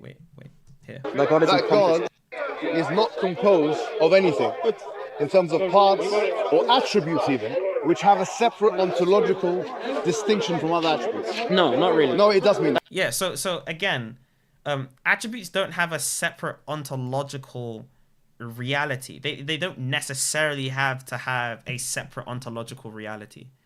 The problem, right, that I have is that he's saying that attributes necessarily have to do that. And I say, no, that's wrong. And he's like, no, it does mean that. I'm like, no. Like, attributes don't have to be ontologically separate. You can have attributes that are distinct, right? They're just different things. And they are composite, but not separate. And again, that's still a problem. You're just wrong terminologically speaking. That's not what divine simplicity means. Let me finish. Let me explain. I will correct you. No, hold on. You don't need to correct me. No, because you're wrong. So for example, you're actually wrong on this point. So like, this is the first time I'm saying that you're wrong. Like, you are wrong. I know you say that, so you can say what you like. I know, because it's true. You are wrong. Do people that believe in divine simplicity believe that God has actual power? What does that even mean? That has actual power? Yes. Every divine simplist believes that. Hey, we got SY. Oh, great. Yeah, every divine simplist believes that, like, God, you can attribute power to God. It just depends on the sense that you attribute power to God. And actual power doesn't mean anything. It doesn't mean anything, like, at all. Actual power? Yeah, actual power as an ontological entity separate from the essence. Now, if by actual power you mean... Oh, I'm just going to write this out, right? So Hijab is defining power as an entity that is separate from the essence. Now, again, as you guys are going to see, there's big problems with that, right? So let's say we have God over here, okay? And then you have this thing called power, called P. So Allah as an entity already exists, right? Because Allah as a subject is an entity. So Allah already exists, right? Cool. Now, if you're saying that Allah exists, okay, this is very important. You're saying that Allah exists, okay? And then you're now going to say, oh, wait, there's more. Because Allah exists, Allah also has this other thing called power, okay? Now, that's fine, but you're then saying, right? And by that's fine, I'm just like continuing the conversation. But then what you're then saying is oh, this thing called power is actually a different existing thing. So this thing, right, is such that it exists. So for him, if you put that in like analytic language, okay, it would be there is a P such that P exists. And there is such an A such that A exists and that A is not P. So there are two existing things going on. Okay? EA Sports or Allah. And then you have power. Okay? That's two existing things. Now, the next question you should ask him, which I should have done in this conversation, is, are both of these two existences necessary? Are both of them independent? Right? Like, this is... bro, like, this is crazy. Okay? He thinks real distinctions are separations. That's what he thinks. The issue, yeah. That's the issue. So divine simplicists don't believe that God has a separate attribute known as power, known as actual power. And actual power isn't even a term. So there are two ideas of power. I'm going to explain. Does God have actual power or not? Again, I'm going to explain. Yeah. So the idea among the divine simplists, right, is that there are two types of power. So active, not actual, active. Active power and impassive. Yeah, not actual, bro. It's active power. Okay? Now, the reason I'm being pedantic is because you are increasingly pedantic with everyone you meet. So I'm just returning the favor. Power. In Latin, it's going to be like active potentia and then passive potentia. Now, for Aquinas, God has active potentia in the highest degree. However, you were wrong when you said that divine simplists believe that the attributes have to be separate things. No. No. Let me ask you a question. They don't believe that. They don't have to be separate things. No. What they have to be is distinct things such that they are parts. And the way that you get a part is you have something about a subject that isn't the whole. And we're going to go through that. Their problem of composition, I'm going to just finish. Look, I have to finish. Let it be a dialogue. I know, and it's my part of the dialogue right now. Go ahead. Thank you. So when it comes to Aquinas believes that the problem is going to be in composition. Those two things don't have to be separate. For example, the distinction between a body and a soul. A body and a soul aren't separate, right? Even in heaven, yet they are still composite. Okay? And the reason that they're composite is because they are something about the subject, and I've told you this before, there's something about the subject. By before, I mean when we had dinner. So there is something about the subject which is not the whole of the subject. Now, for anyone that's going to doubt this definition, you can look over here at the Stanford Encyclopedia of Philosophy. It's just a general introduction into mereology and what parts mean. Okay? Mereology occupies a prominent role in the writings of medieval ontologists, such as Garland the Computist, Peter Abelard, and even Peter Lombard, by the way, Walter Burley, William of Ockham, Jean Buridan, and Ramon Llull. Okay? So these philosophers are very important when it comes to the definition of parthood. And as well as Husserl's logical investigation paper in 1901. This is also very important. However, when it comes to the definition of a part, okay, this is literally going to be something about a subject that isn't the whole. Now, you can see this very broad introduction, okay, and you can see these very much like these distinctions. Now, these 11 categories, right, these 8 sentences, these 11 sentences, are all different examples of a part. I can't even highlight that, so I guess that's just like useless. Okay, that's fine, but it's completely fine. Okay, here this just talks about like the ordering of parts and so on, and I want to know who wrote the paper on it. It was, yeah, Akil Vazi. So Akil Vazi at Columbia Uni actually wrote this. And I'm going to just go to the section where it actually gives the definition or the general usage of a part. Material bodies, events. Where is it? Part is used in a broader sense. Okay. In which case, the parts of an object are just components as parts are available as individuals. Give me a second. I'm going to quickly reread this, and then I can actually get like the specific sentence where he says that of a subject which isn't the whole. But that is not the whole of the subject. Now, my question brother, to please, you would be in this dialogue. Let me come back on this. Would be if you agree with that. Please, brother. On my back, please. What is the knowledge of God? What is knowledge? Knowledge? Yeah, what's knowledge? Knowledge for us is just going to be the possession of a form without becoming that form. Guys, my No, not laptop's for us. bugging What out. does the word knowledge mean? What does knowledge mean? Yeah, what is the distinction between knowledge and power? Explain it to me, please. So again, you're being vague with the question because I explained what the term knowledge meant, and then you said, "What does it mean again?" And then I just explained it. Okay, brother, this is a simple question. Of all due respect, knowledge. It's not really. You know, it is because No, otherwise everyone would have the same definition. well, they pretty much do actually on this. No, they don't. No, they don't. Well, they have a very similar definition on knowledge. Yes, they do. No, they don't. Yes, well, Yeah, these philosophers do, but they're mostly hylomorphics. So they're mostly hylomorphists, apart from when you get to later on. You have modern analyticists that have like justified. Why do you keep saying belief, please? but then You're there's, wrong. Like, if I say cases. okay, we're wrong. Okay, I'm very wrong. No problem. When I say this person has power, is it different to saying that he has knowledge? Is it different or the same thing? Well, on the part of him. Well, it's going to be a different thing that you're picking out. However, the concept of power and knowledge for Aquinas are going to be different formal definitions in God. Let me just Yes. So. Oh, in the part of him, yes. Okay. On the part of him. So with him, for example, if I say he has power, I'd explain or strength, something like that. I'm talking about his ability to move things, operate his will, right? When I'm talking about knowledge, I'm talking about how much he has information in his mind, for example. Information in his accept? mind.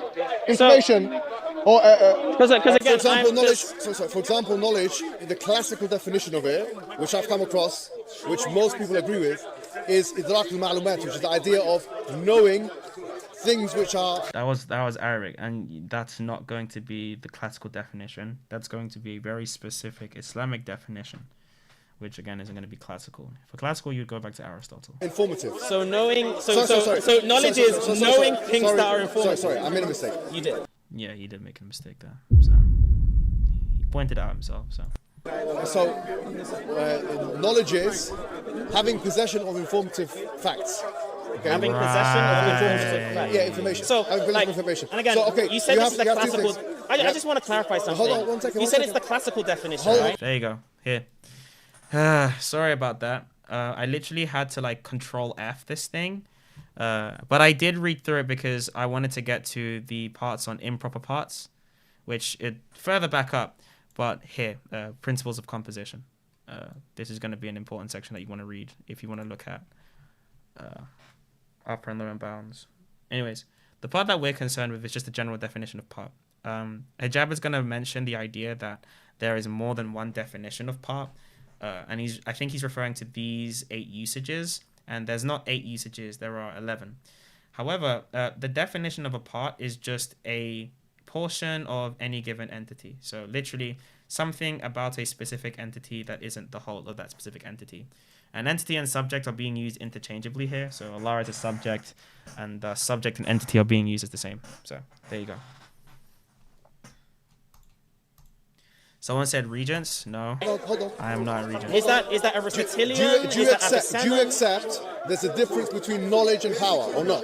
Again, I can't answer that In question general. because I'm If still. I say this person has knowledge. By the way, if you and are going to ask me like what college I go to in Oxford, I'm going to keep that private because for obvious reasons. Like, I don't want niggas just showing up in my house and be like, oh my gosh, are you there? Like, by the way, I'm not even famous. I have like 3K subs. So. Power I'll is the explain why I same can't thing. What do you mean by knowledge? Hold on. Okay, what I mean by knowledge is. reason Also, what do you mean I went to dinner? I went to dinner as in like we had food. He's asking me a question now. He's asking me a question. He said, "What Yeah, do I you mean just by?" asked the question I said, higher. so what I want to say is he has knowledge. Say if you read, for example, you can take that information inside. So he has possession of information. If I say he has power or strength, it means he can move situations like bench press, this kind of thing. That's the difference between the two things. Would you agree? Is that a vernacular understanding of the difference between knowledge and power? Not exactly. Power, like the very like vernacular. I guess what he just means is like, if you went to like a layman and asked him, what does that mean? Sure. If you like just an ordinary idea of what makes power and knowledge different, sure. But the problem that I have is when you say vernacular, you don't mean it in the honest sense. And again, even a vernacular definition of power doesn't mean the ability to like bench press and move. It's just your ability to do something. Like even vernacularly, right? Like normally when someone says, do you have the power to veto this thing? Like in the vernacular, they just mean, does he have the ability to? And then knowledge is just going to be like the possession of form. It's something that's going to come from and proceed from power. Sorry, the other way around. Actually, that's more so like aspectival. So whatever it is. Yeah, by aspectival, I literally mean it's going to depend on the aspect of power that you're looking at.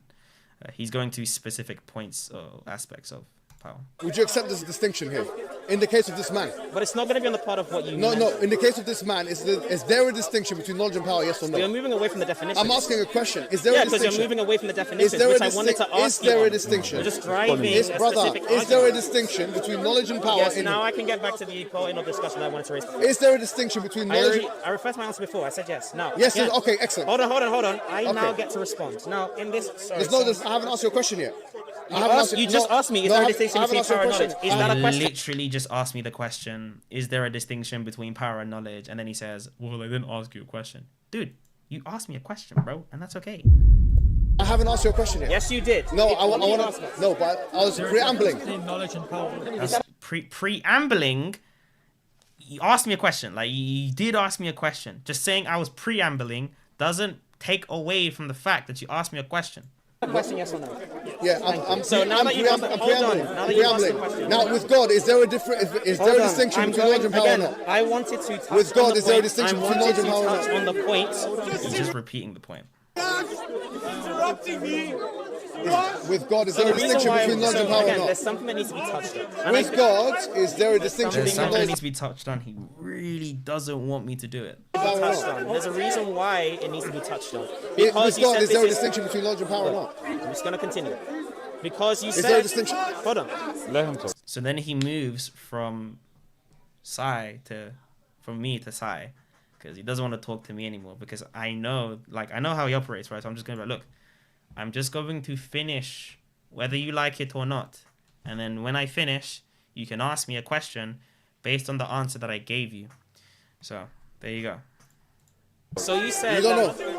I know, just want to know. No, can you explain? Because you researched that before. Is there a distinction between God? Because he wants to drive. By the way, he just said, now you're being respectful. No, you didn't. Like 5 seconds ago, you literally said he wasn't being respectful. He wants to drive a script. He just wants to drive a script. Are you running? Why are you running? I'm not. I'm asking a question. All right, move to him. I'm not running. I'm asking a question. Answer him. How come you can't answer him. Because you know you got folded by him. No, is there a question? Because you know you got folded by him. That's true. He did get folded by me before. Let's continue. So he doesn't know what folded means, though. I don't think he's that young. He's like 32. Classically, it's going to be an Aristotelian notion. Now, which one? Aristotelian. So it's going to be hylomorphic, right? I'm asking a question. Is there a distinction between knowledge and power? You said something and it's correct to you. Yeah, on his part, yes.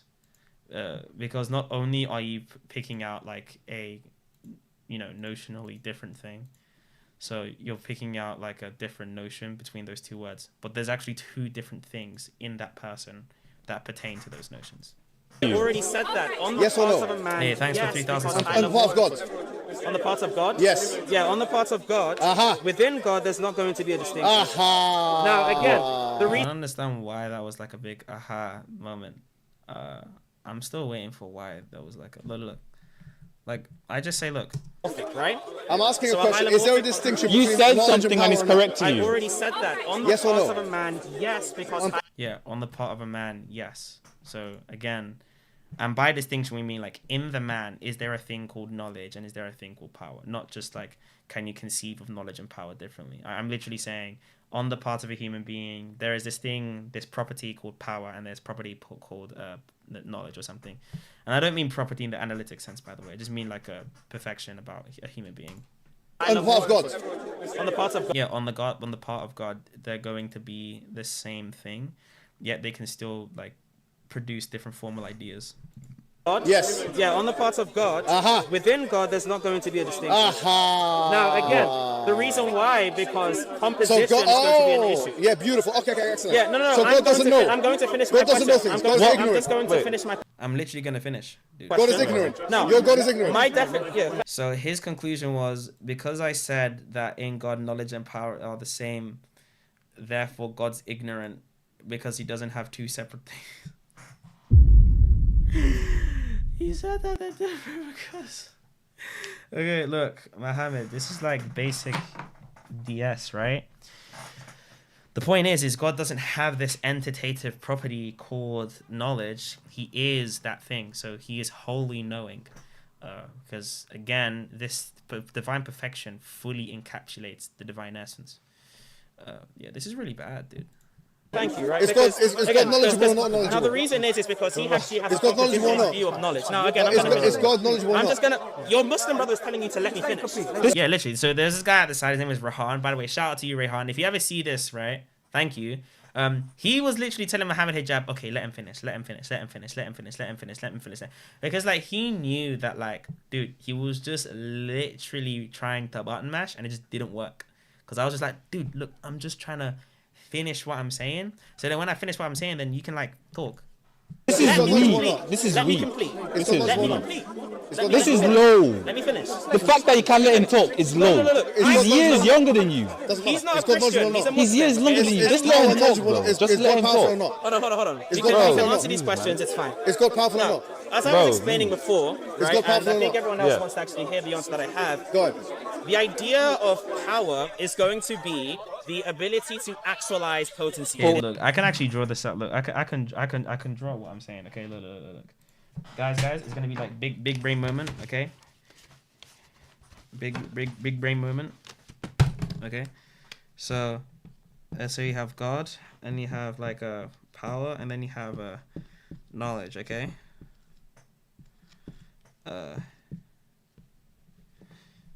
So there's gonna. I'm trying to draw this out before I start like the music, okay? Because we're definitely gonna have to put music here. I'm gonna make me a bit bigger here, guys. We're gonna make me a bit bigger here, chat. Okay, just a bit bigger, chat, as you can see, so you can actually see me a bit better. Okay.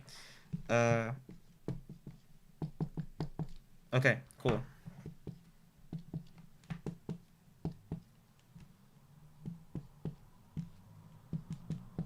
Okay, cool. Listen, right? Chat, listen. Bro. As you can see, okay, it's very simple. Power and knowledge are going to be the same in God, but when applied to human beings, right, we conceive of these different things because of their formal definition, okay? The formal definition of these two things make them distinct. That's not that hard. Now, again, on the part of God, okay, because they are perfections, they are divine perfections about God, they are the one and the same in God as divine perfection. So we still distinguish these different things about God because we formally define what we mean.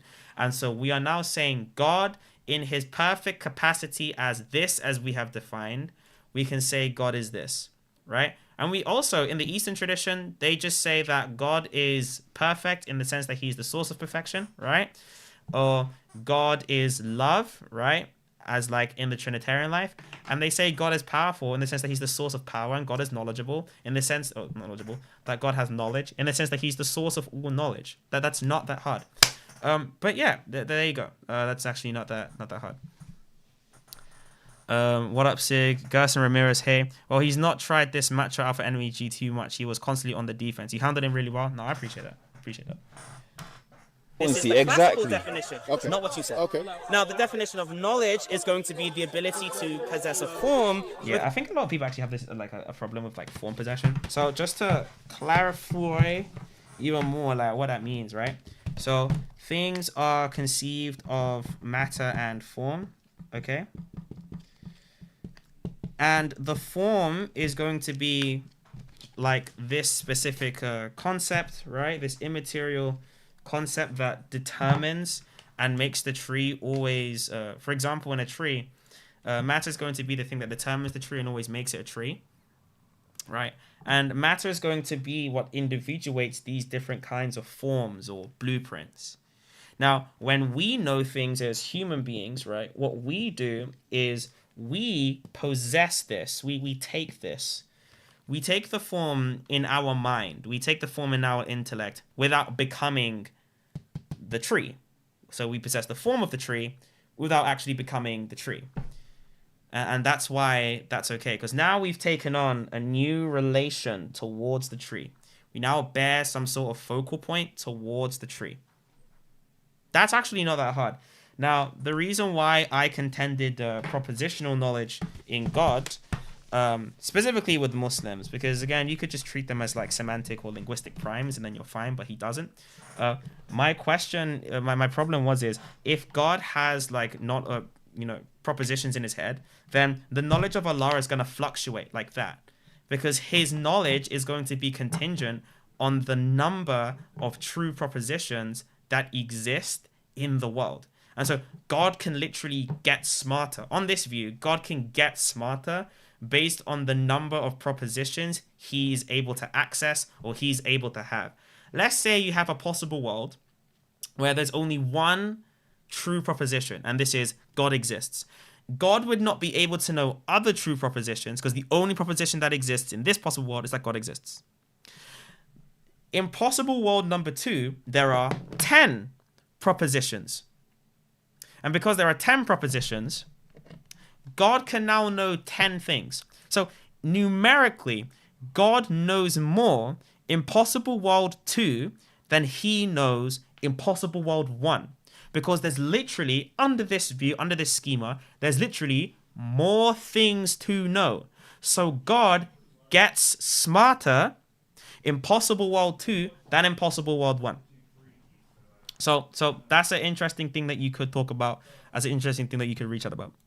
Without becoming the form itself. Yeah. This is a Thomistic idea as well as an Aristotelian idea, and this is the classical idea. Yeah, sure. Now, again, on the part of God, God's ability to possess forms is actually simply his active power. Now, we can conceive of those two different notions. His active power would be the ability to By the way, I literally explained this before, but he didn't get it.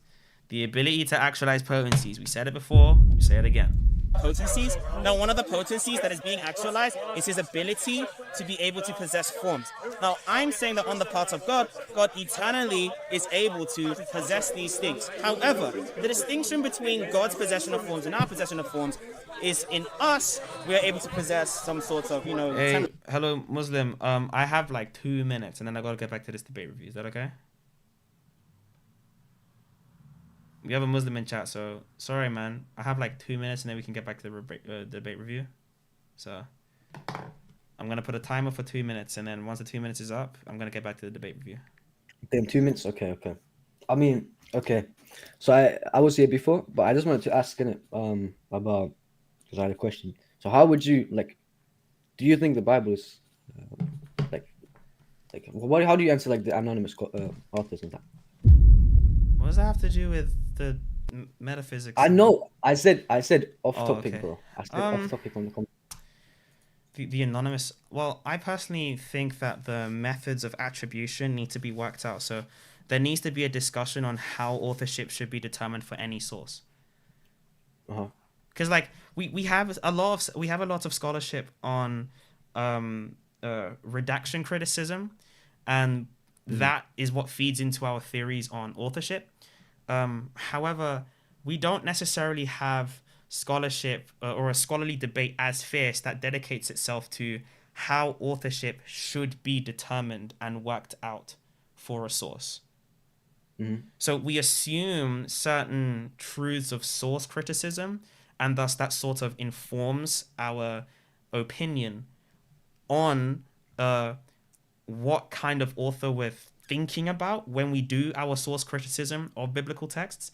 But that doesn't necessarily do justice to a discussion which should be had, right, on the authorship of a source. Like, let's say if I say that John, this manuscript, this text in John, like the prologue, came from another source, okay? And this text in John, for example, where he talks about the high priestly prayer. So John 17 is a different thing than John 1. And they come from two different sources. And because they come from two different sources, you could posit two different redactive authors or communities that helped to convey the text. But that is directly ignoring a discussion on whether it is possible that there could be one author in the first place, and if so, what is the milieu that they should be set in. As in, if you have, for example, an apostle that has been in history viewed as an individual that did have access to A, divine information, and B, relatively private information that only direct followers of Jesus would have been able to inhabit, then would an argument not be therefore had for authorship being more likely to one of Jesus's more personal, innate followers that was able to live a long time to write a text that seems to carry on in an Ephesian style, rather than, let's just say that a bunch of communities added some sources together to redact this text?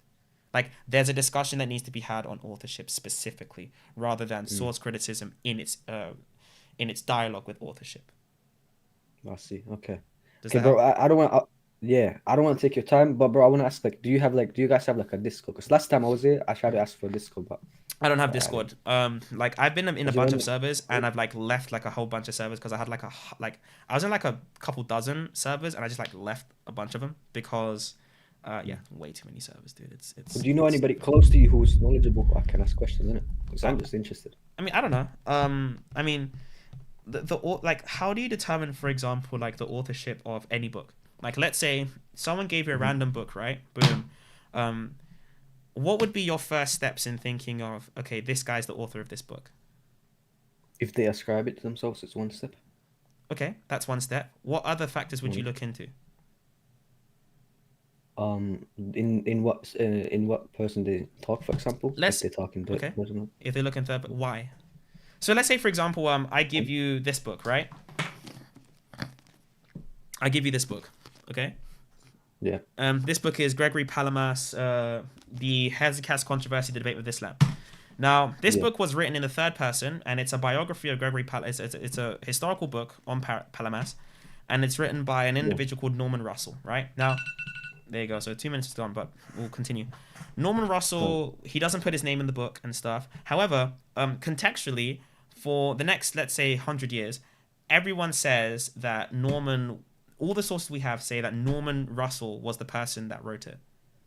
And then for the next 200 years, we get the same tradition saying, Norman Russell was the person that wrote it. And then we look back and then we see, okay, well, what was Norman Russell like? And they give you a character file on what Norman Russell would have been like. And then you match it up with this book and you say, oh, well, it would have been, it seems more likely that a person like Norman would have written this. Would that not be how people do talk about authorship? Right? You get a character, you say what kind of person would have wanted to write this way. But the way that you build that up is you're going to look at how that individual was received through history. So that's why the question on authorship has nothing to do with like a source criticism. Well, it does. It does have stuff to do with source criticism, but not in the way that we commonly think. Okay, hope that helps, man. Yeah, sounds good, bro. I appreciate it. All right, take care, man. Thank you. You too. Cool. All right, let's keep going. Contingent form. You only provided the definition between knowledge and power, but what he asked, it was a distinction between both, And I'm explaining that the distinction is going to be on the parts of... The distinction is literally because of the reasoning. So the distinction between knowledge and power, when we are attributing it to God, is because they truly do, by their formal definition, they create different concepts. They create different notions. Now, those concepts aren't just between one person in one person's mind, like a nominal distinction would do, but actually it's across the board of human beings. You have a formal definition of knowledge, and that's because of their formal definition. You have a formal definition of knowledge, formal definition of power. They evoke different ideas and concepts, whereas in God, they coalesce as one thing. Of the reasoning. Now, the reason why, and this is something... The reasoning. The reasoning. Like I said, the reasoning. Yeah, so Avicenna had a similar idea, but he wasn't necessarily an So analogist. there is no distinction. Avicenna had a similar idea, but obviously there's not going to be an analogical predication. That's what I was going to finish saying, but then he just interrupted me, as you can see. Let's be clear. Let's be clear. Let's be clear. Let's be clear. There is no distinction on the Let's be clear. Let's be clear. Let's be clear. No, we were already clear. Thomistic view on knowledge and power in an actual sense. There is no. Oh my gosh. Okay, look. There is a reason for the reasoning. There is no. So knowledge and power. That's the case. Knowledge and power. Understand that point? Knowledge and That's power. divine simplicity. Knowledge and power. That's why they can say the Father is the Son is the Holy Spirit. Why do you keep manipulating? That's not what divine simplicity leads one to. The simplicity of the essence has nothing to do with the distinctions of the persons. It's actually because of divine simplicity that we're able to have the distinctions of the persons in the way that they are, by their procession of origin. No, why don't you let us That's talk? actually something that Gregory the theologian says in the Eastern tradition. So. I don't manipulate anyone. Why don't you let us talk? Why don't you let Christians talk? Why do you let 20-year-old Christians talk? That's why you believe in what you Why don't believe. you let teenagers talk? Why don't you let teenagers talk? I don't care if you're a teenager or not. Okay, so why do you interrupt us then? Where's the respect? Talk about this. So why? You don't need to respect me. That is so petty, bro. This guy is like, you're being you're very disrespectful, and I'm going to turn my face. And then he's like, I don't need to be respectful. Like that's the most cognitive dissonancy thing you could have done. How are you complaining about me disrespecting you if you don't need the respect? The issue comes where you say that there Mix are... inside, bro. This guy's wet, bro. So he did say there's no distinction. This guy's wet, All man. right. Yeah. What did I also say? So that's how we understand it You're now. saying on the path to God, there is distinct. Brother, What I also said- my brother, what I also said was that on the part of the creature, the reason as to why there's going to be a distinction Yes. that there's is a distinction because between the definition Father and Holy Spirit. Because they don't even believe. constitutive Yeah, so this is the part where Hijab doesn't want to engage with me. So he just starts talking to random Muslims in the crowd, like the same way that Ali Dawah tried to talk to an auntie in the crowd. It's very weird. definition In the of knowledge power and knowledge, power distinction. are gonna be- God is divinely simple. By the way, I didn't do anything disrespectful. I just kept it cool. He tried to disrespect me, and I just like didn't have it. different things. Fake for form of Now, content. that's not an issue. But that's Yeah. incommensurate. The with reason Trinity. that we have... How can you say that the God is reason that we divinely have simple, these things but at the same time is in the Trinity? because- Exactly. You can have like divine simplicity with the Trinity. I already said that. I already went through why you could earlier in the stream. So.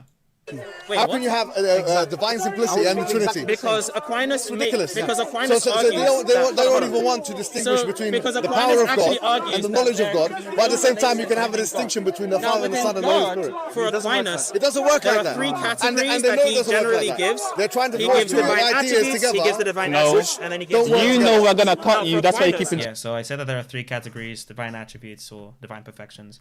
Then you have the divine essence, and then you have real relations that pertain to the essence. So these things, all of them have them. Now, guys, we have like 100 viewers across all platforms, so we do appreciate you. But yeah, there you go. Interrupting us. In Aquinas, you you know where can it's have going, that's real why you're relations. silent. and Knowledge and power in him is really distinct to God. The only virtue is So distinct. let me go back And to in the fact, divine he So they're really distinct in human beings, virtually distinct in God. takes this from Aristotle. The confusion is that Thomas Aquinas. Run away, run away. That's not an issue. Okay. But So the idea of divine simplicity is going to be that. So the reason that you don't want to speak to me... Bro, is what you because- saying, man? No, you weren't. No, you weren't. What you were doing... He literally turned around and he's like, "Oh, I can't speak with this guy." And then he's like, "Okay, I'm gonna turn around again." It's like, dude, make up your mind. Is you were repeating the question. So I'm going to ask you, do you believe God's existence is different from his essence? You said you don't know.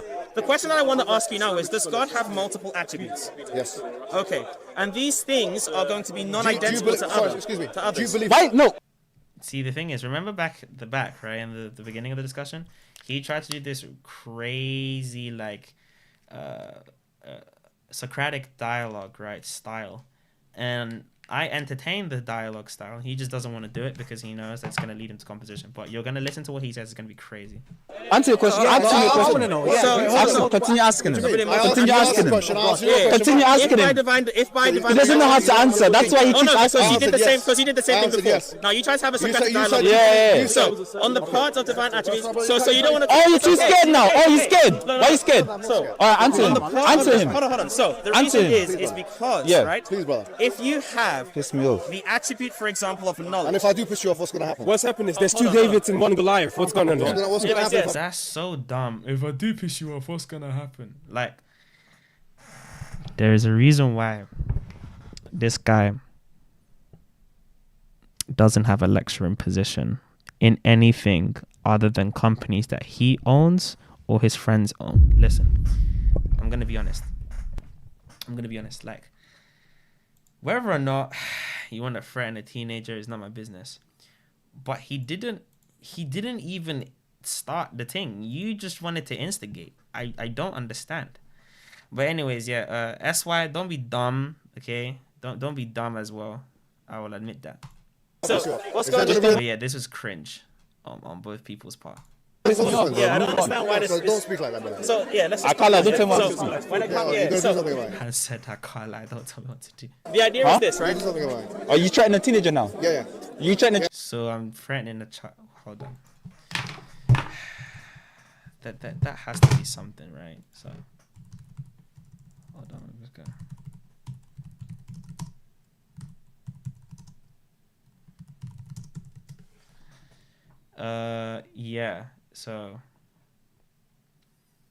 So threatening a minor with violence is actually a criminal offense, and it's disturbing the Public Order Act. So this guy just did a criminal offense. Oh my god. He actually just did a criminal offense. He actually just like, so he actually broke the law when he bro. I'm just that's me pocket watching. That's me pocket. So he broke the law, but it's cool. Teenager. Okay, so what are you gonna do? Why are you threatening a teenager? What are you gonna do? You're talking to What are you gonna do then? Again, so you're saying if you don't do this against us, I have to say, I'll be honest. When you say, as an academic, look, if an academic, right? Let's take everyone here from Speaker's Corner. Let's swap Mohammed Hijab for Dr. Bar Ehrman. And Dr. Bar Ehrman says, and if I piss you off, what's gonna happen, dude? What's gonna happen? What's gonna happen, dude? Don't talk like that, man. Dude, everyone's gonna just say that Bart's a clown. Why? Because, like, he's doing that. Like, as someone that's striving to be an academic, this is the most, like, unacademic thing you could do. I'm not even saying this is unprofessional. This is dumb. It's also illegal. Like, there's a reason why I don't threaten people. Now, again, self-defense is fine. This is not self-defense. This is just threats to violence. That's very, very, like, it's not there. It's not aware. Your consequences are. So, knowledge is something. Bro, please, you don't have any consequences. Hold on. Bro, why can't we just have a conversation? Why does it have to descend to knowledge, this? right? Yeah, so I tried to just diffuse the situation because I couldn't care for it. So I just like, look, let's just focus on like what's actually going on. No, I answered his question. I've been very polite with this. I've been very polite. No, you've not. No, you have not. No, you have not. You have not been polite, bro. You were not polite with me, bro. Like, you were like the most unpolite person. No, you've not. Okay, have I been reasonable? No, you've not. No, you've not. Okay. So, when it comes to you have not been reasonable. I have been reasonable, and the reason is because yeah, I've been reasonable the entire time, but again, you've not been. Has God got multiple attributes? Yes. And I said yes. And then I said, do you believe in that? Then you started talking over me. What you did that same. You've been talking over him. Like, now, what you did before down. is you tried to say, are they the same? Are they the same? And then I tried to explain is the classical God's knowledge definition. the same as God's power? Now again, that's what I want to when know. we come Yes to or the no? specific attributes, Why can't you answer my question? I refer to what There is a virtual distinction. I said before. Now, when it Yes or comes no? to, I refer to what I said before. Okay, just So, when it comes you to, don't answer the question. because in this Don't answer diet, the because question. in I the already answered the question. That's why I said I refer to the answer I said before. This is the worst Kathy Newman thing I've ever seen. So yeah, I said, like I said before, virtual distinction. So on the part of the reasoning, I already gave an answer, so I don't have to give it again. I can just refer to the previous point that I already made without having to repeat myself. this dialogue, the question that needs to be asked is whether knowledge is something about Allah that isn't the whole of Allah. There you go. I finally got the question off. Is knowledge something about Allah that isn't the whole of Allah? That's what we need to get off.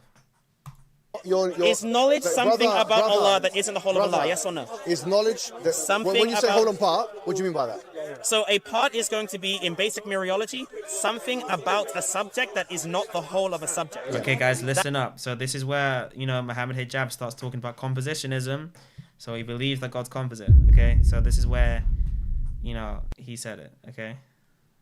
That is just going to be but the reason why in basic mereology is there's 9 different definitions of a part. No, there isn't. There is not. Here you go. Okay. It concerns the very notion of part that mereology is about, which does not have an exact counterpart in ordinary language. Okay? Again, broadly speaking, in English, we can use part to indicate any portion of any given entity. So, literally, something about a subject that isn't the whole of that subject or entity. Again, hijab, this is the only definition that is used. Now, there are different usages of part. I agree. For example, the handle is part of the mug. The remote control is part of the stereo system. The left half is part of the cake. But there aren't different definitions. Okay? Now, there may be internal distinctions between different kinds of parts. However, they all have the general same understanding that it is referring to, in some sense, something about the subject that isn't the whole of the subject. And we're denying that of God. Okay? Now, if you say that God has things about himself which are not the whole, then God is finite. He is no longer infinite. He is a finite being. He is a created being. Allah is now like creation, because Allah's composite, creation's composite. Okay? That's the problem. Now, for anyone that doesn't understand why this is an issue, okay, imagine having a fraction of something. Let's say we have 1/10. Now, 1 out of 10 is necessarily finite. It's necessarily finite. Okay? Now, here is the problem. If it's necessarily finite and you just add all the other fractions which are also finite in themselves as they are less than the whole, they are not the whole. Okay? Then what you're going to have is the result of these two things, finite plus finite, is just going to lead to a finite entity. Okay? It's just going to lead to another finite entity. And because it leads to another finite entity, it's created, right? Because you can't have an infinite creation. You have a finite creation. So if it's finite, right? If it's composite, then it's created. Okay? If it's finite, then it's created. So that's the problem. Now, let's say, right, that you can put this on a metaphysical scale, right? Let's say you have the attribute of happiness, right? Right? Happiness over SIIG, right? Or happy-s, right? Over SIIG, okay? And then we have sadness over SIIG, right? These are going to represent, right, parts of SIIG. Because they are something about the subject, SIIG, that isn't the whole. Now, what if, and again, this is just to visually represent for the board. This is not how you write fractions out. Right? Normally speaking. If you put these two finite things together, the result of these two is going to be necessarily finite. You don't get an infinite from an addition of two finite things. Now, for someone that brings the objection, well, what if you have 3, right? Or if you have infinite attributes, infinite parts, and they compose the whole, right? You have infinite attributes. Well, they're going to be 1 out of infinity. You cannot have an infinite part, right? 1 part of infinity, for example. You can't have an infinite part. Because there's something pertaining to the subject. They're always going to be finite in relation to the subject. And because they are necessarily finite in relation to the subject, the result's going to be finite. By the way, the answer to 1 over infinity is undefined. Okay? Because it's undefinable. It's, for example, dividing 0 by 0, right? 0 divided by 0 is also undefined. Right? Now, why is both of these undefined? Because you can't partition infinity. Because you will never be able to get a finite quantity, right, of infinity. Otherwise, the thing that you're partitioning becomes finite.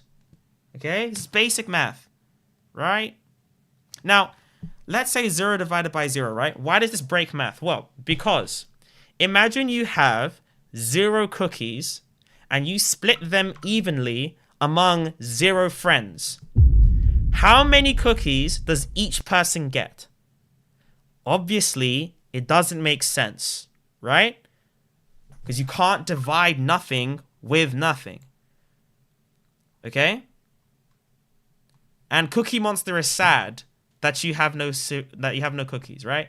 And you are sad that you have no friends, okay? Now again, in fact, same thing here, right? Look. Hey Siri. What's 0 divided by 0? If nothing is divided by nothing, then there's nothing to divide, or divide it with, and the division never happened. So my answer is no. Thank you, Siri. Appreciate you. Right? Now, I swear to God, if someone pulls up Cantor, I will dash my pen at the screen and end the stream. I do not care about Cantor. Listen. I don't care. No, I'm kidding. No, well done for bringing up Cantor, but Cantor is the person that's going to really come into this, right? And he talks about different ideas of infinity and different ideas of 0. But the point that I'm raising is if Hijab believes that God is necessarily composite, if he's metaphysically composite, he's finite. If he's finite, he's created. That's it. Okay? Cool. Let's see what he does. So, part, remember, something about the whole, that's not the whole. Right? Something about the subject, that's not the subject. Not the whole of the subject, sorry. Let's go. There's 9 different usages of a part. Yeah, sure. That's why but they all coalesce under the same definition. In basic neurology, there's 9 definitions. No, there's not. We already went through it. We already went through how there's not 9 definitions of a part. There isn't 9 definitions of a part. There are around 11 different usages of a part. There are around 11 different usages. However, right, there's not 9 different definitions unless you can cite that. And I'm, again, very open to being corrected, right? Because I'm not like the god of gods. Okay? Say this is a part of his personality. You can say it's a part of a cake. And they mean 2 different things. See, part of his personality, part of a cake. They don't mean 2 different things. They're signifying the same idea that this part is something pertaining to the respective subject that isn't the whole of that respective subject. And because of that, that means that both parts in both analogies are necessarily finite. Now, if you want to say God's infinite, if you want to say he's uncreated, you're going to have to say that he isn't composed of parts. You have to say that. And if he's not composed of parts, he can't be composed, right, of metaphysical parts. Attributes are an example of metaphysical parts. Qualities are also examples of metaphysical parts. Qualia are also examples of metaphysical parts. I don't know. Debate that in the comments. Are qualia examples of metaphysical parts or not? Debate that in the comments. Now, the part of the cake... Hold on. Yeah, so when we were talking before, I asked you, is the knowledge... Hold on, because we're talking about Mariology now. No, you interrupted him. No. Now, the reason I interrupted him is because he wanted to move away from Mariology. He wanted to move away from Mariology to a previous question. I'm speaking to you, my friend. About Mariology specifically. Do you want to speak for 2 minutes and me for 2 minutes? If you are speaking on Mariology specifically and you're not going to move to a different thing... Do you want to speak for 2 minutes and then me for 2 minutes? Again, if you only answer the specific things that have been brought to the discussion, sure. Maybe he was going back to that. So but that had would you like to been speak for 1 minute and then I speak for 1 minute? That's Would that fine. be fair? So, no, that's fine. I can speak because I can't speak to you right now. I feel like I can't discuss with you. No, I feel like you can't. I feel like you can't discuss with me because I'm impossible. I find that as a compliment. Can I put my? Should I put this? What? So this is like a physical power play. I'm going to time this. I said no. I'm just gonna put a timer on my phone. I can put a timer on No, my this phone. 1 minute, one each. I can put a timer on my phone. Alright, you go first, and then I'll answer again. Can I go back and forth? No, it's fine. You can have your time. You've got a minute. Go, please. Hold on. I'm gonna just put a timer on the phone, right? And what I want to establish... What should have been done is that you have a third party that actually times it. Yeah, so 1 minute go, right? Now, you believe that God has multiple attributes. Now, the question I asked him was, pertaining to knowledge, is knowledge something about God that isn't the whole of what God is? Now, is knowledge something about God that isn't the whole? So remember, we went through the Mereology stuff, right? Just basic Mereology. We went through it, and we showed why it's a problem, right? Why it's a problem. Let's see what he says. I then gave this reason because under Mereology, every single definition of a part, whether proper or improper parts, are going. By the way, by definition, I just mean usage. So to coalesce under the same notion of a subject that is not pertaining to the whole. Part of a cake is going to be something about a cake that isn't the whole of a cake. Part of a tree, same thing. Parts of time, something about the general constants of time that is not the whole of time. So you can see he's agreeing. He's agreeing with me. He's agreeing. Oh, am I not even playing the... I'm such an idiot. He's agreeing with me. To answer this very specific question. Very specific question. Is knowledge something about Allah that is not the whole of Allah? Now, if you... Is knowledge something about Allah that is not the whole of Allah? Cannot answer the question, please explain certain reasons why. And if you can answer the question, then we can move on with that form of dialogue. Because that is the... If you can answer the question, give your reasons why. If you can't, say no, right? And we can continue with the form of dialogue. Now, if he answers the question, we continue with the dialogue. If he doesn't, then I will explain to him why both positions are false, and then ask him again, and then see his opinion. The thing about divine simplicity that is trying to be denied. Composition or parthood on the part of God. Now my time's up. Okay, so you have 1 minute. My view is there's 3 views in Islam, okay? 3 views in Islam, guys. These are the 3 views. There's the view of the divine simplicity. The divine simplicity. I don't know. The divine simplists. I don't know why people call us divine simplists, but just classical theists. Okay, the classical theists. Divine simplicity, which is the view of Averroes, and the view Averroes and Ibn Sina did believe in some form of simplicity. of Ibn Sina. It's the same view as espoused by Thomas Aquinas. But it's not as espoused by Thomas Aquinas. The same. Who has this? The second view is the view of the Mu'tazilis, which is the Mu'tazila. Is that the attributes of God are within the essence of God.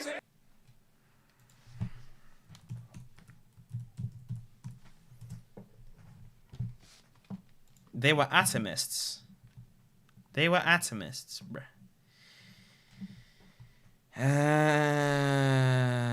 You know what? You know what? I'm gonna grant him this. I'm gonna grant him. I am not even gonna. Who's got this stuff? I'm not even gonna try and work within the same essence. So the attributes and essence distinction, they don't make one. It's within the same essence. And the third view is the view of the Ash'aris and the Hanbalis, which is that the attributes of God are ontologically separate from the essence of God. That is not what they believe. They are not ontologically separate. So, just to, yeah. So, the Ash'ari do not believe that the attributes are ontologically separate from Allah's essence. So if you listen to what he said again. Attribute. And so listen to what he says. Essence. So the attributes is why I said as espoused by Thomas Aquinas, but it's not the same. Who has this? The second view is the view of the Mu'tazilis, which is the Mu'tazila. Okay, so look. Speaking on the views on the Mu'tazila are like irrelevant here, okay? Because we are asking for your view, right? Like, there's a reason why I didn't speak on, for example, I don't know, like the Palamite view or the Julian view of divine simplicity, because it's not relevant to the conversation, right? But he's now going to make an error on the Ash'aris, the Ash'ara, the Maturidiyya, and the Athari Hanbalite group. Okay? Look. That the attributes of God are within the essence of God, which is why I said it's a very important distinction. Who's got this stuff? So they all believe it's all within the same essence. That they subsist in the essence is a view that Jake takes. So the attributes and essence distinction, they don't make one. It's within the same essence. And the third view is the view of the Ash'aris and the Hanbalis, which is that the attributes of God are ontologically separate from the essence of God. Did you catch what he said? That the attributes, according to the Ash'ari school and the Athari school, they believe that the attributes... This is according to Muhammad Hijab. I'm not saying this is what the Ash'aris are saying. So Ash'ari guys, bro, Ash'ari brothers, cousins, don't kill me. This Muhammad Hijab guy said you guys believe that the attributes are separate ontologically from the essence. They are separate like listen to what he literally says. I am not making this up. Gods are ontologically separate from the essence of God. They are ontologically separate from the essence. The attributes are ontologically separate, not distinct. Because he says distinct and separate. He adds that in. He adds that they are distinct and separate. That's the point that the classical theists are contending. This is why Muhammad Hijab does not speak for you guys. Right? Like, that's why a lot of the Asharis on Twitter or whatever, right, on the internet, think Muhammad Hijab is kind of, because the stuff that he's spewing right now is just factually incorrect. Now, look. I try to get him to correct himself out of charity of my own heart, right? I think, okay, maybe, right, like, maybe he's, like, just using the word separate to mean distinct. Right? Maybe he's saying that. So I ask him, separate? Let's hear what he says, right? Look. The view that I personally take. So he says, I personally take this view that the attributes are separate from the essence ontologically. Now, if you understand what ontology is, it's the study of being as being, right? Existence, okay? So it ties it with metaphysics. Because of this, chat, by the way, chat, please don't insult the Muslims, okay? I understand the pedophilia stuff. Okay. I understand the stuff like that. I understand the mutha stuff. I understand the halala stuff. But please, don't mention that, okay? I appreciate it, but I appreciate the enthusiasm. Please don't do it, okay? Makes us look bad. But if we're having a debate on that, that's fine. But like, let's just chill out. Listen, hijab is literally saying that the essence is ontologically separate from the attributes. So they are different metaphysical realities. Number one. Number two, they are different ontologies. So they are different beings, different existences. So there are multiple existences, as many as attributes for him. Okay? So that's what he said in the debate. And he's saying, I subscribe to this. I'm saying, that's not even what the Asharis believe. That's not even what the Atharis believe. Why the hell would I believe you? This is the view that God has multiple attributes, all of which are separate and distinct about. Separate and distinct. They are separate and distinct. For example, the knowledge of God is different from the power of God. The power of God is different from the will of God. Separate. Yeah, separate. Separate. Separate. See? Separate. Yeah. They are separate. Yeah, separate. My guy, what are you saying right now? So to understand how this works, right? These are physically separate. The past and the future are temporally separate. For this guy, he is saying that this thing called power exists. This thing called knowledge exists. This thing called will exists. Allah is also a thing that exists. Okay? Now, all of these different things have their own existence. Right? So they all exist. So this is a conglomerate. That there's 4 ontologies here. There are 4 existing things here. Right?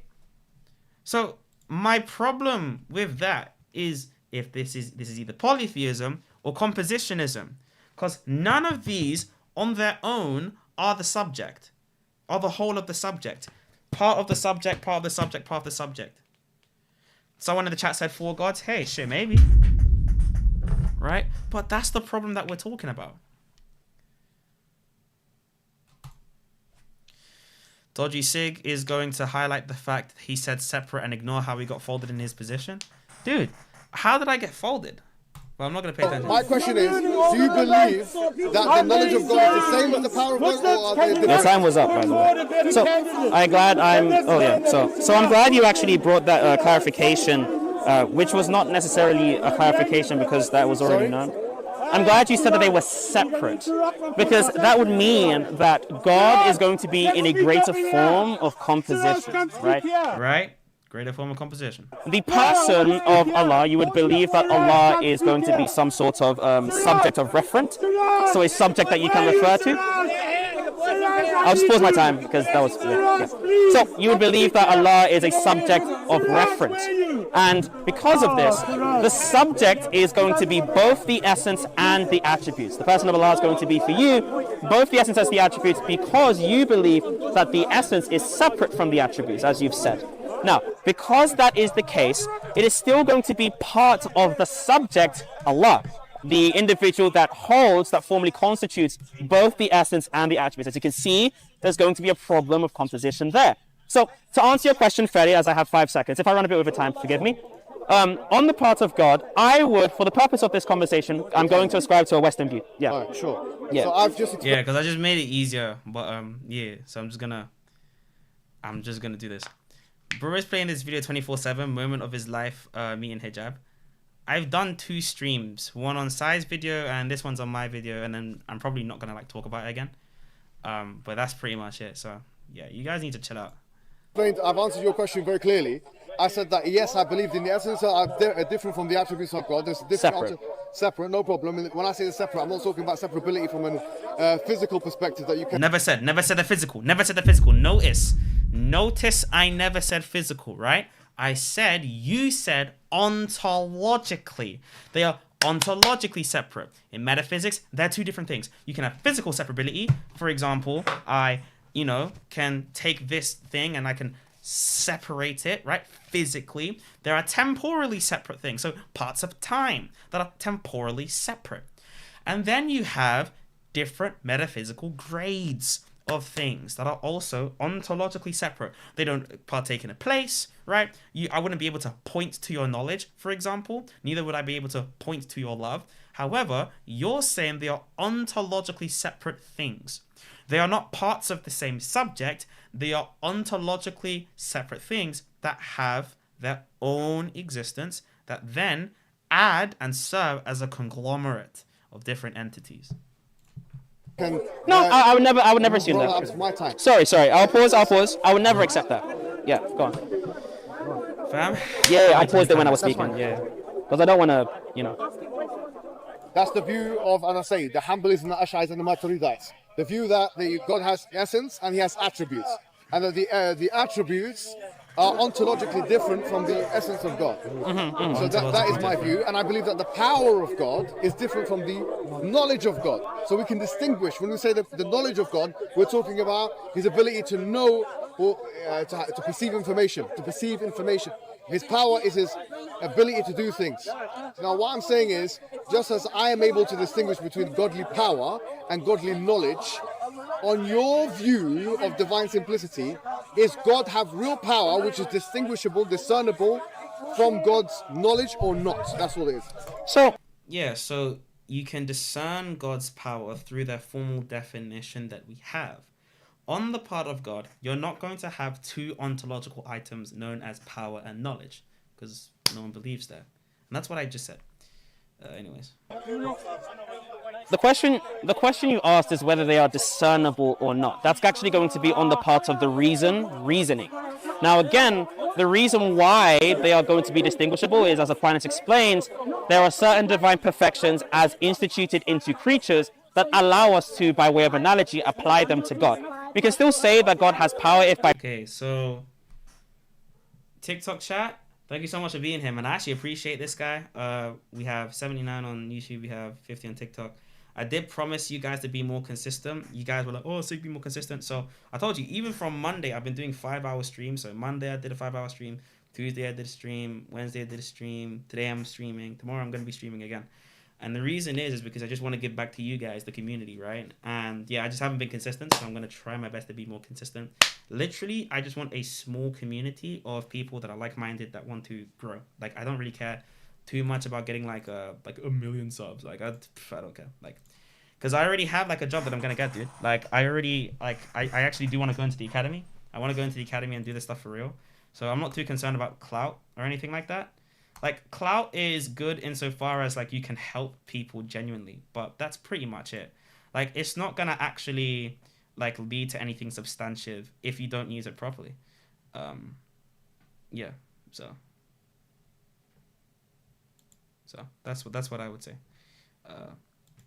By power, we mean the ability to actualize potencies. Sorry? Power, we mean the... Sorry, I just have to... I just realized, like, I think I would be more famous if I showed my face. Oh, by the way, the academy is it's just a fancy term of saying I want to be an academic. Like, I actually do like this stuff for real, and I want to help my Nigerian people back home, who, by the way, are being persecuted by the Fulani people. Around 62,000, as of today at least, have over the course of the past 20 or so years have been, decimated, and they're really much like affecting like Christianity in the area. By the sword and by intimidation and so on. And so some people have described it as a silent genocide, and no one's talking about it. And the reason I'm talking about it is because I'm actually Nigerian, and it is affecting my people, and Christianity and Christian culture they're not being assimilated or out-converted. No, they're being threatened by the sword, and some to the point of death. And so I want to bring attention to those issues, and that's why I talk about stuff like this, dude. But yeah, nah. Pause there because you asked me a question. The ability to actualize potencies. I'll continue. So, because God has the ability to actualize potencies, we can ascribe that to God. Yeah, see? So, God has the ability to actualize potencies, and so when we say God has power, we're just saying God has the ability to actualize potencies. We're not saying there's an ontological reality known as power that exists.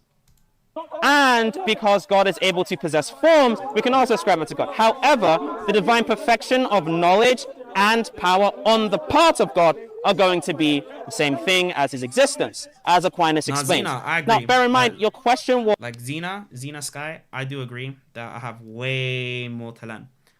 Yeah, that's the whole point of the community, man. Like, you're supposed to, you don't see yourself as ever completing, right? Like, even like Hijab specifically has way more learning to do before he like conversates on Christian missiology. He has way more stuff to do, and the reason why is just because he's very much like not good at this stuff. Like, I wouldn't mind, like, look, Hijab, if you ever find me, dude, we can do like a one-on-one like podcast, not podcast, sorry, like a private session, just me and you. No cameras or anything, just literally me and you going through philosophy and theology. Like, I don't mind doing that and to help you out, dude. Because I don't really need money. Am I rich? No. But do I need money from you?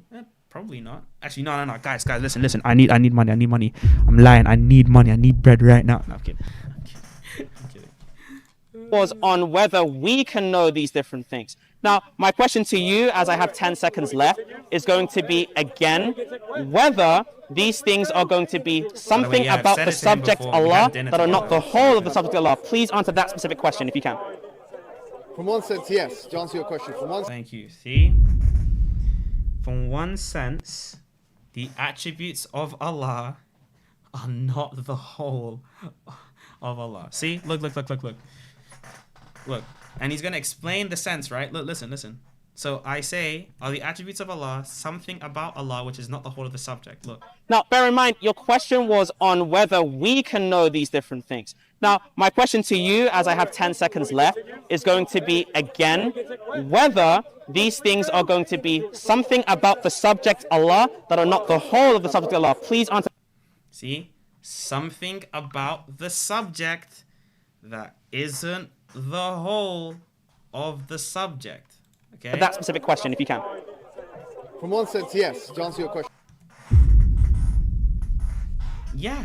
So guess what? He believes God has parts. See? God has parts. Tobias H asks, can you do a live stream on the logic of the incarnation?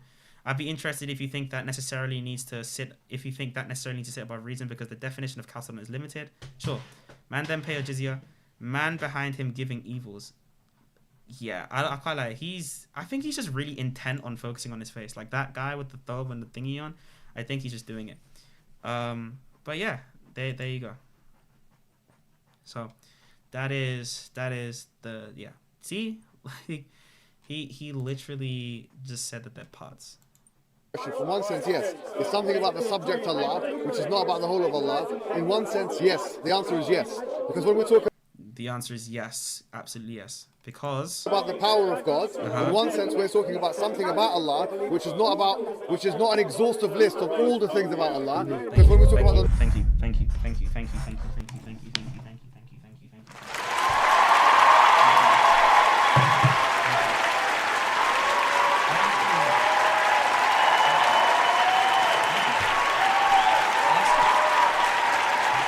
That's literally all that needs to be said. So, look, for you, right, you've literally just said that knowledge, that he has parts. You just said it. Right? You just said it. That there's parts. And somebody clipped this. That they are parts. There are things about Allah that aren't the whole. Knowledge, so the answer is completely yes.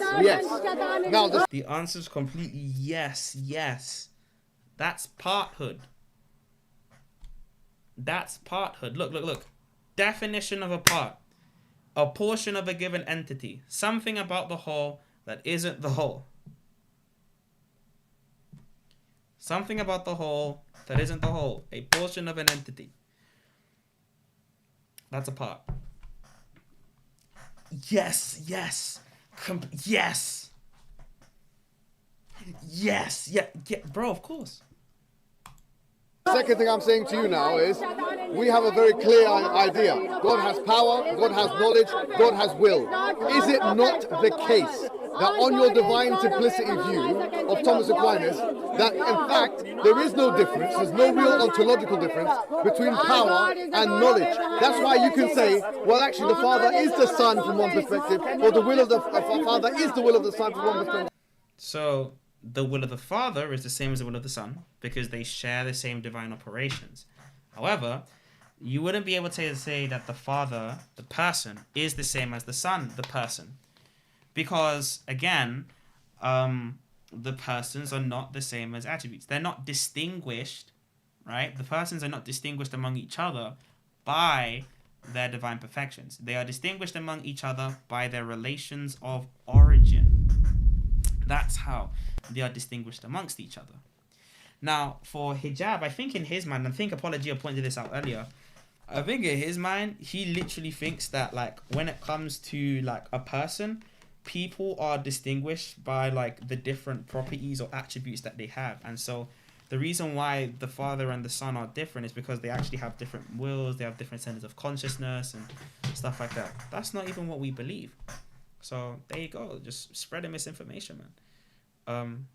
Yeah, this is crazy. Because all you're doing is you're playing games with divine simplicity. You're trying to have your cake and eat it both. Because in reality, you said that God is his power, his ability to actualize. Because I started 10 seconds later. How can that be the case without compositional attribution? Go ahead. The reason why it's not compositional attribution, as I said, yeah, compositional attribution. The reason why it's not compositional is very, very, very basic. If you guys look in the bottom left corner of your screens, you're going to see the whiteboard again, okay? Because a part is something about a whole that isn't the whole. Power isn't a part of God. It is going to be, in Aquinas' theology, because of its definition, fully God. It's gonna be like fully the essence, right?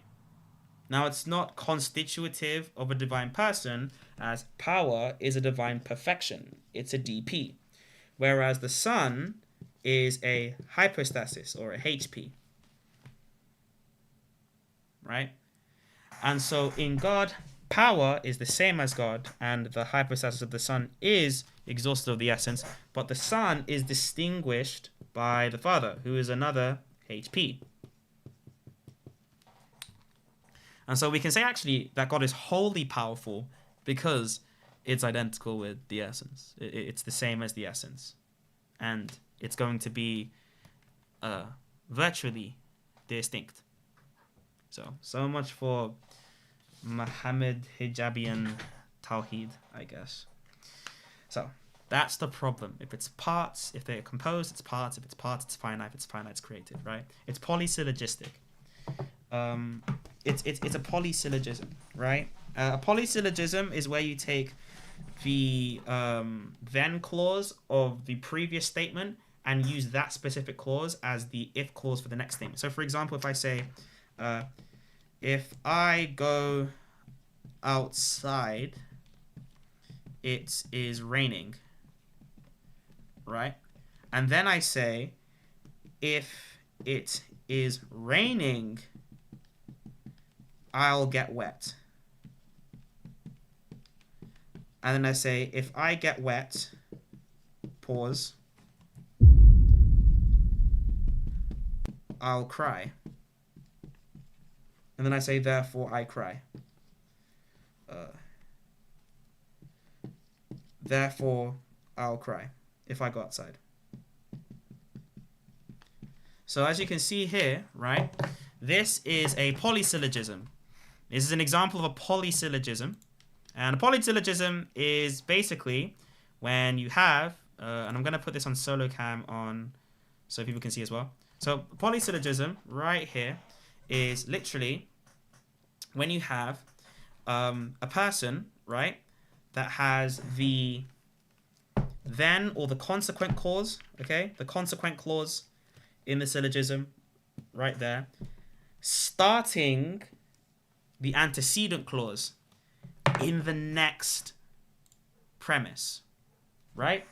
If I go outside, it's raining, but the it's raining part also goes here. If it goes raining, I'll get wet. And then if I get wet, right, I'll cry. Therefore, I'll cry. So you see how this premise in the syllogism is built on something that's already in the other syllogism. It's not two separate things in that sense. You guys understand that, chat? Does it make sense, chat? Hopefully that makes sense, chat. Make sense, chat? This the fast boy whiteboard? That's funny. So hopefully that makes sense, chat. Okay?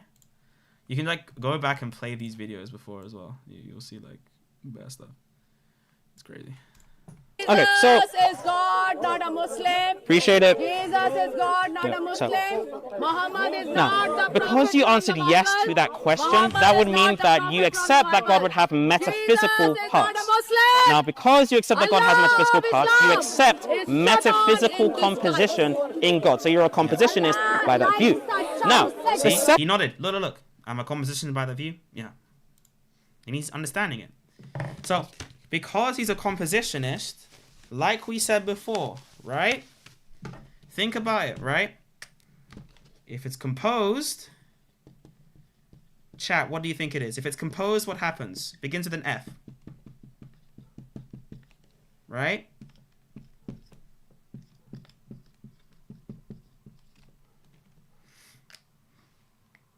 Right? If it's composed, it's finite. And if it's finite, it's created, right? Because you can't have a created infinite. Right? Right? Now, another route you could go down is if it's finite, it's limited. Metaphysically. And if it's created, it's not God. So now we're going to see what he responds to with this. Second idea is that due to being a compositionist, your God would be metaphysically finite because all things that are metaphysically composite would be metaphysically finite. Now, to answer the question of Aquinas and power and knowledge, as I've explained before, the distinction between real relations can still exist under Aquinas' Thomistic view. So Aquinas doesn't believe that there can't be any distinctions between the persons. He believes that the persons are really distinct. And the reason he believes they're really distinct is because in relation to the essence, the Father and the Son are going to be identical. But in relation to each other, which is what a real relation is, they can still be distinct. So that's not... Now, the reason why this works is because they're not divine perfections. Now, they are real relations. The reason why they're distinct is because they're real relations. And the way you get a real relation is when one is basically having some sort of point of reference to the other by origin. So one originates from another. That's how you build, or the principle of another. That's how you build a real relation. Whereas with power and knowledge, power isn't from knowledge, definitionally or formally. They both coalesce as one conceptually. Whereas the concept of the Father and the Son presupposes this idea of a definitional relation between one another. The Father exists by his relation to the Son, and vice versa. And in fact, I have a video coming out tomorrow, hopefully. If guys remind me, I have a video coming out soon on the notions, how you can tell these people apart. And there you go. I think you should educate us about actual and potential infinites. I do want to do some more reading on potential infinites, because I think that would be interesting. But yeah, if you guys have works that you want me to read and stuff, send it to me. I'll read it, dude. An issue. So just to answer the question quickly before my time runs out. Time is already up. Yeah, no, I just have to. I'll give you some. Yeah, thank you. So just.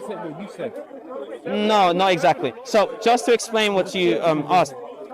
Would you accept, therefore, that your God is metaphysically finite because your God is metaphysically composite? All right, so... Right, one sec. Yeah. The kind of composition that we think would lead to that kind of conclusion is the kind of composition which means that if you remove a thing or increase a thing or put something into it, that it either goes larger if it's increased or it gets smaller when it's reduced.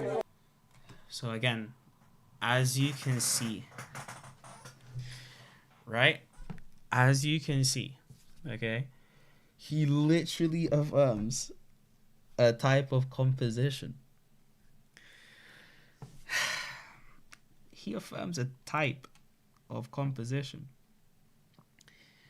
What am I supposed to do, Chad? Chad, what am I supposed to do? Chad, what am I supposed to do when someone literally affirms a form of composition? Ain't nothing I can do, bro. And that is something, for example, that if I were to, is something which would be susceptible to decomposition, or would be susceptible to disassembly, or susceptible to what you call the principle of separability.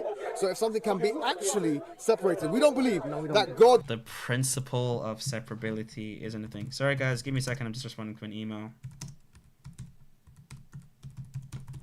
Because I don't want to be looking back on my phone all the time.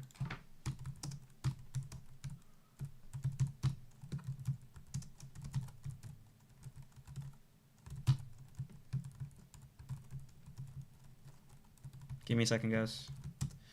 All right, and send. Thank you. Sorry, guys. Sorry. Sending an email. God's knowledge can be separated from his power in an actual ontological sense. It will be that sense which would cause the conclusion that you're talking about. So we don't believe that God is temporal in the sense that you're talking about. I've answered all your questions. Now it's your turn to answer the question, which is... So he literally said that the principle of separability is what makes it not composite. By the way, no, right? That's not actually the idea. It's literally, I don't know what kind of metaphysical principle this is. I don't think this is a metaphysical principle, but I get the idea that, like, basically it's an assumption. It's not a principle. It's an assumption that's made, and there is no impossibility of the contrary, because you can reject the distinction and you would be fine. So you're saying Hindus believe in less gods than hijab? I didn't say none, bro. I ain't saying none, bro. I ain't saying none of that. Someone said it in it, not me in it, but I agree with that statement as well. If you don't believe a God that's knowing and that's powerful in that real sense, then what kind of God do you really believe in? You're closer to being an atheist than you are to being a Christian, because you believe in a God with effectively no attributes. All right, time's up. Not powerful. Is that true or not? Yeah, no, that's not the case. Yeah. Oh, someone said it takes one Google search to search out the principle of separability. Sure. separability. Okay. So you can see that if you search up the principle of separability, this is not actually a metaphysical law. Okay, it's actually it's something to do with law and government. That's the principle of separability. So yeah. Hey, look, stop trying to do this thing, man. I feel like you just don't know the context of what's going on. So like, yeah. So the principle of separability isn't an actual logical principle. It's actually just something he made up on the spot. So yeah, it's not even metaphysics. So this is very important because you try to argue the kind of composition that would go to that is if it can be taken away or added to. However, inseparability. Yeah. So inseparability. So he said 5 minutes, right? He proceeds to talk to me for like 10. So he keeps running that. It does not disregard parthood. For example, the distinction between a body and a soul in heaven. Bodies and souls are inseparable in heaven, yet they are still going to be parts of the subject of a human being. The point that I'm proving is basically saying that you can have things that are inseparable. Now, a better definition, a better way to like prove inseparability is the concept of the nous. Now, in Christian missiology, we have 3 things, which is also shared by the Catholics, but I'm going to use Eastern Orthodox thought because it's actually going to demonstrate the point that I'm trying to prove. So, within a human soul, you have their intellect, and then you have their will, which is which are 2 powers of the soul. Now, the idea that I'm going to present to you guys is actually that the soul is inseparable from the intellect and the will. And more than that, the nous. The nous, which is the 3rd thing, or the active intellect, is going to be, the contemplative intellect. It's going to be something that actually is inseparable. You cannot have a soul without an intellect. Yet, the intellect is a part, metaphysically, of the soul. Now, Averroes believed, because of this, that there is only one universal soul, and Aquinas contested him on this view. Now, this proves, right, that the principle of inseparability was made up, right? Like, it doesn't actually exist. Just for TikTok stream so you can see what I'm talking about, right?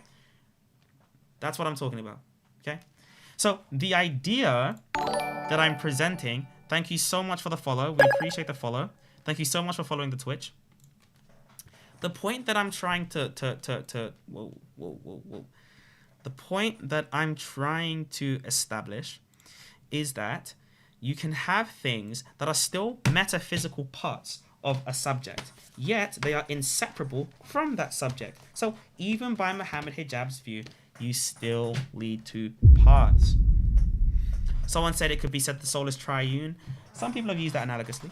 You can still be composite as a thing, even if they are inseparable. So your argument there has been essentially disregarded, because the idea is that just because I love the face that he pulls it, by the way. Look, essentially disregarded. Like that's because the idea. That's the face of a person. Like his face is like contorting. It's kind of funny. Idea is that just because you have something that's inseparable doesn't mean that they're no longer parts. You can still have parts even if they're inseparable. Body and soul composition still exists in heaven, and you cannot separate the body and the soul in heaven, as I've explained. Now, on the part of a person asking here about atheism, the idea, yeah, thank you. So the idea is that Aquinas addresses real relations in God. This is the answer to the question.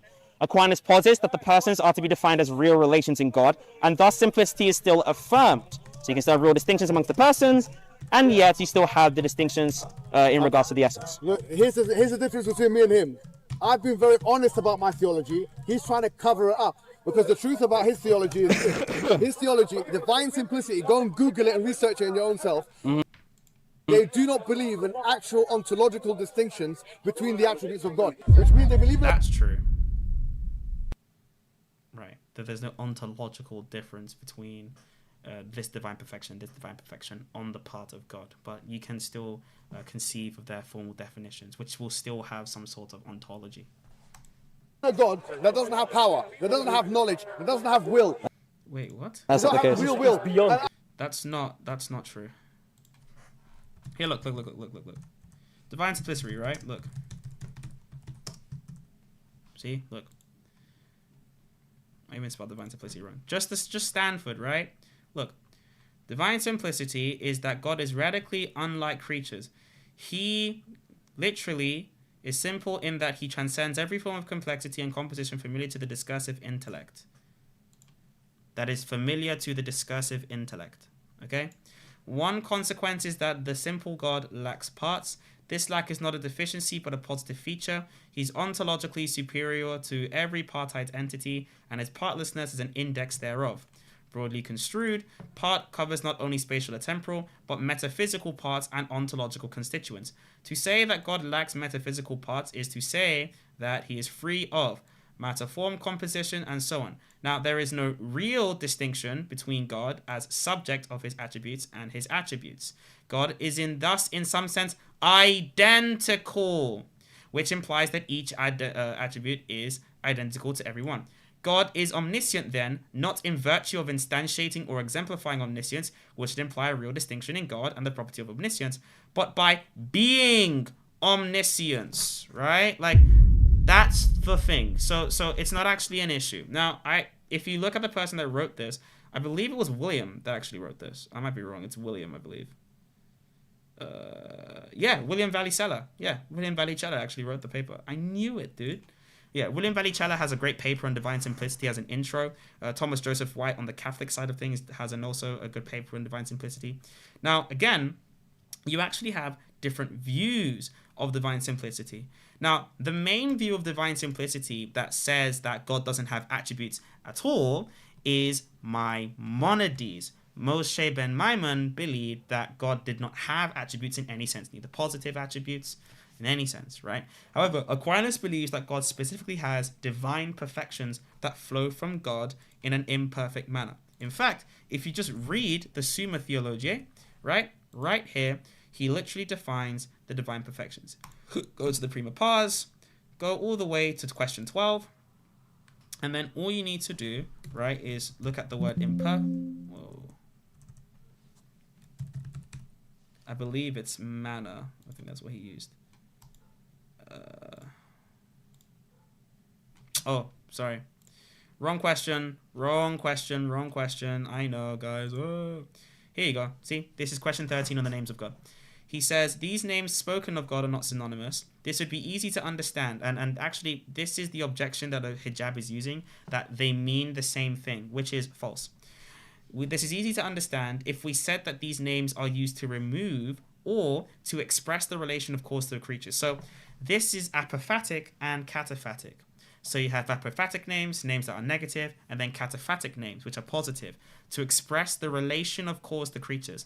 For thus it would follow that there are different ideas as regards the diverse things denied of God, or as regards diverse effects connoted.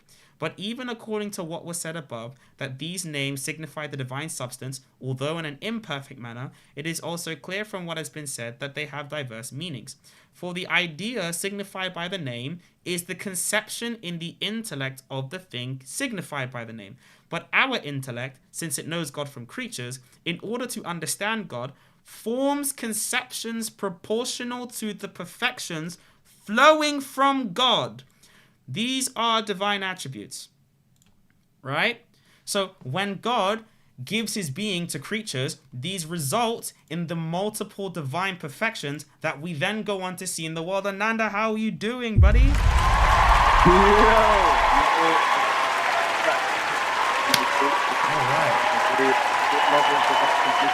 Divine simplicity brought me to God initially and made me really see beauty in the doctrine of God. Yeah. So I'm glad to be joining in this convo, man. Consider your Appreciate it, man.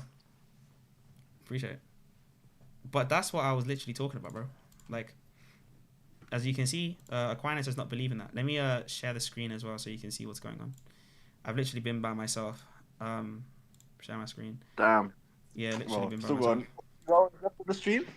So the stream might actually have to end soon. So we have like 10 minutes left, and then I'm either gonna take a break and then come back to it, or I'm just gonna do that, right? I find it surprising that he was talking to me about the Father, the Son, the Holy Spirit having the same will. When isn't will something that can be susceptible to composition? Is it something that you mentioned power? He said something. Oh, it's the potential to actualize divine simplicity with a particular model of divine simplicity. Yeah. And I often have to be asked the question, oh, Ananda, you were Catholic, you believed in divine simplicity, but I still believe in divine simplicity. God is beyond composition, parts, or anything of those manners. Yeah, he's beyond metaphysical composition, dude. So as a Christian, what should I say about God's love, power, and knowledge? Do we say God is those things or that God has those things? Yeah, Zordane, you got it right. God is those things. God is love. Because he's the source of those things. He's beyond. And we would say the those same things. in a slightly different sense. Yeah, you would say he's beyond those things because he's the source of them. There you go. So that's not an issue. But we say God is love insofar as the divine energy, and God is the divine energy in a sense. So when we say God is love, that's how we would take that. Yeah. But when we talk about what God is, right, that's the essence. That's completely beyond. So you would say that he's beyond such, right? Because he's the source of it. Absolutely. Right. We kind of talk about it as... That's why his simplicity is much higher, dude. That's true. That's true. Whereas we're almost bordering on that Maimonides view where there is nothing positive to be said. We're not quite. You're not quite Maimonidean because you still say that there's cataphatic theology through the energies. Exactly. Yeah. But yeah, there you go. Literally. Isn't that something that can be on his idea, divine simplicity, that is susceptible to composition on his idea? 25 seconds. He realizes that if he goes down that route, he becomes really an atheist for all intents and purposes, or a deist. So I become an atheist or a deist? He's a deist because really he doesn't believe in a God with attributes, or a classical theist. That's what... Did you hear what he said? SIIIG is a classical theist. Oh my gosh! How do you equate classical theist and atheist in the same sentence? So he went from oh no, he believed in composition. He literally believed, right? I said, do you believe in composition? He said, yes, on a certain aspect, yes, because there are things about Allah that are not the whole. I said, are you serious, Muhammad? There's no way he said that. No, he did. He said it on cams.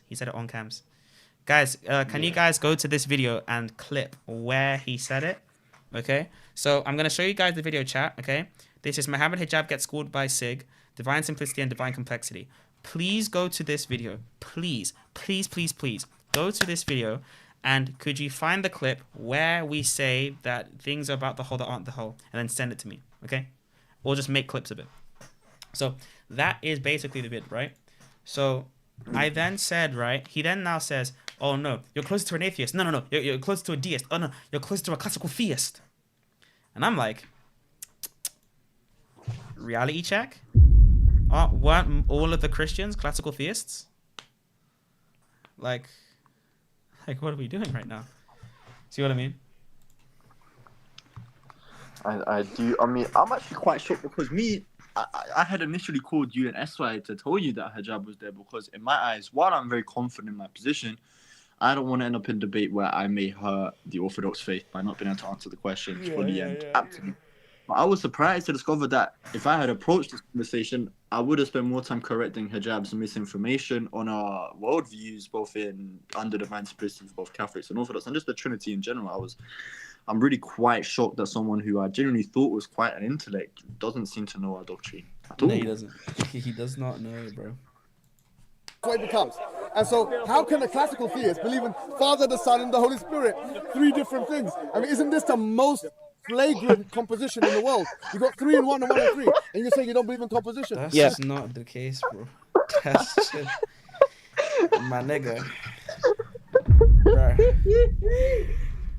Bro. Is that the idea of one and the many is a conversation that various religious figures and traditions have cashed out, but none fails harder than Islam. The accusation against us about this one and the many is because we just don't go around hyper idealizing God is one, but God is also 99 for him, and I don't know where this accusation cashes out for him. It's just so odd. Facts. I mean, look, let's continue. This is crazy.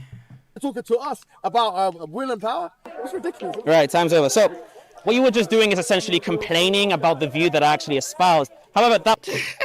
It's just... What were you doing was just complaining, because that's what we have. Guys, go and subscribe to Thomistic Rico, man. Go and subscribe to Thomistic Rico. No, what? No, go subscribe to him, man. Go subscribe. Videos coming out soon, man. I've got to make a video soon, man. Come on, man. Hey, Rico, you know we got Muhammad Hijab to say that Allah is composite, right? Yeah, I know. I saw it. Yeah, I couldn't believe it. The funniest thing in the world, bro. I was watching over it again, and at one point he was like to you, oh well, you know, Thomas Aquinas likes to use loads of different terms, which like other thinkers don't use. And then you said to him, wait, what? What terms? And you know what he said? You said name the terms. Then give me an example. He's like, I don't want to. I'm like, bro, what the heck? That, what bro, do you mean you don't want to? Man said, oh, I don't want to. I don't want to. I'm like, bro, what the heck? It was so clear. He was coping so hard, bro. It was just so embarrassing for him. Yeah, he should never come back to speak. He should not. He won't be for a long time. By the way, guys, this is Thomistic Rico's YouTube channel. As you guys can see, please go and subscribe to it, okay? This guy's on 113 subs, bro. That's way too low. By the way, Rico, put your favorites on private. I'll be honest. Put your favorites on private, bro.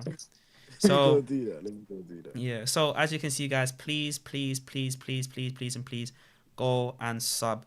Now, guys, if you want to help your boy, pay your flipping jizya.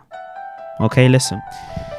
If you want to make sure that I have a warm bed to sleep in at night, because my green screen is hiding the fact that I don't have a bed to sleep in. If you want to help your boy as a joke, please pay your jizya and help me make money. Okay? Thank you. I'm here all week. God. Appreciate it. Thank you so much. Appreciate it. No. Anyways. Hey, shut up, man. You flipping J-bag. Shut up.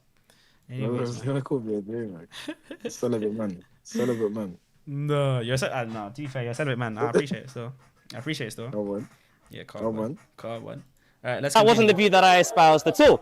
In relation to power and will, in terms of their formal definition, they can be applied to God, but as Aquinas. See, you just define this and then say God does this. That's all you're doing. It's not that hard. Says they would have a relation to God eminently and simply. So on the part of God, God would simply be pure existence itself. That has no issue as to whether we could say, could God, qua being, do these things or have these certain divine perfections? That has nothing to do with composition there, because we're not affirming such as distinct on the part of God. Yeah. However, on your part, you were clear. I spoke a bit fast there. We are not affirming them as distinct as such, so as actually distinct on the part of God. Guys, make sure you clip it in the stream as well. Clip it, post it on your TikToks. Let people know what Muhammad Hijab believes. Someone said, SIIIG, you have been exposed. You poor classical theist. Yeah. About your compositionism and your argument that God was not finite did not substantiate enough to conclude such. When you argued that God has parts metaphysically, that would mean that your God is metaphysically finite because of his composition of such. So could you answer why you believe that your God is metaphysically finite? There you go. He lied by saying that I believe that God has parts. He lied when I said that God has parts. Well, let's see how he justifies it, guys. Let's see. I mean, either he's not been listening or he's lying.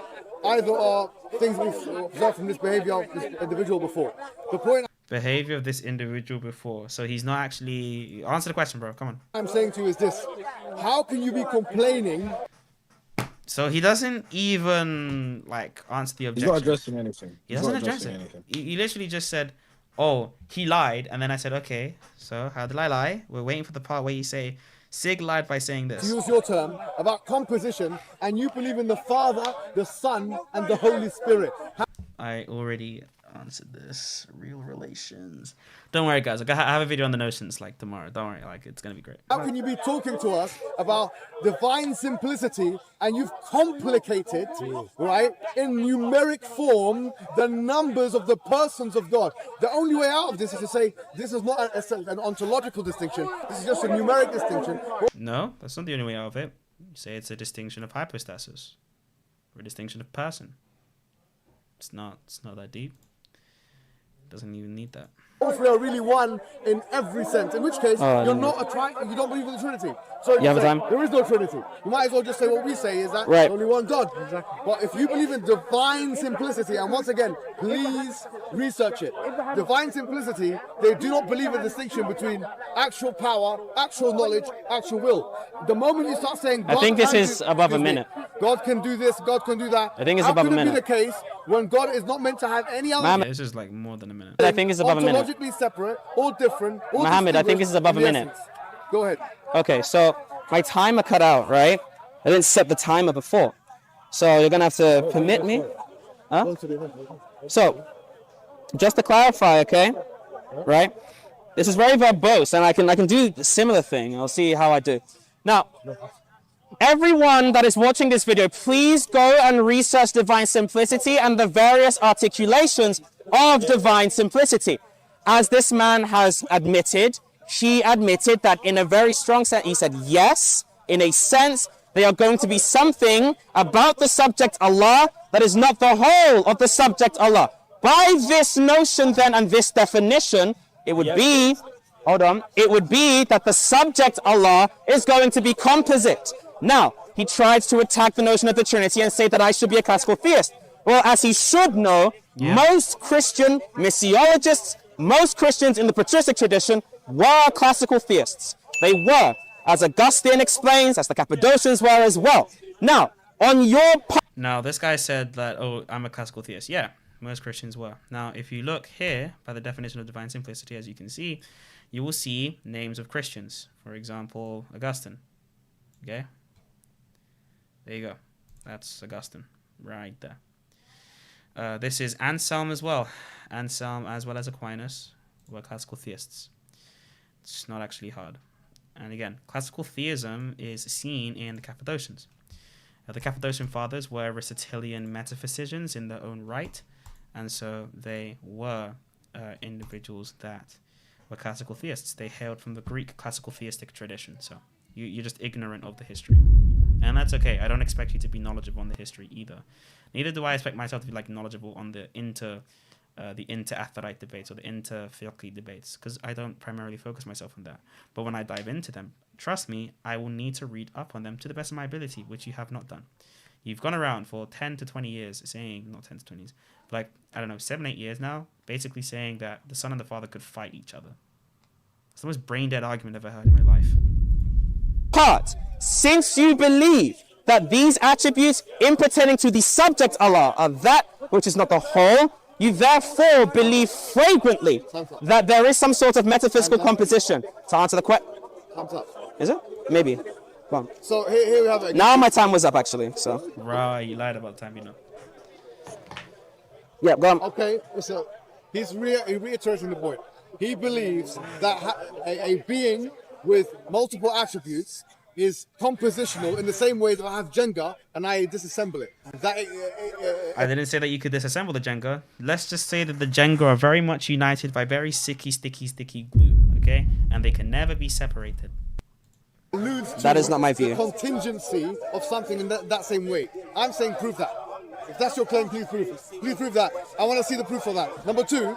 No, the proof of that would be that you said that they're ontologically separate items.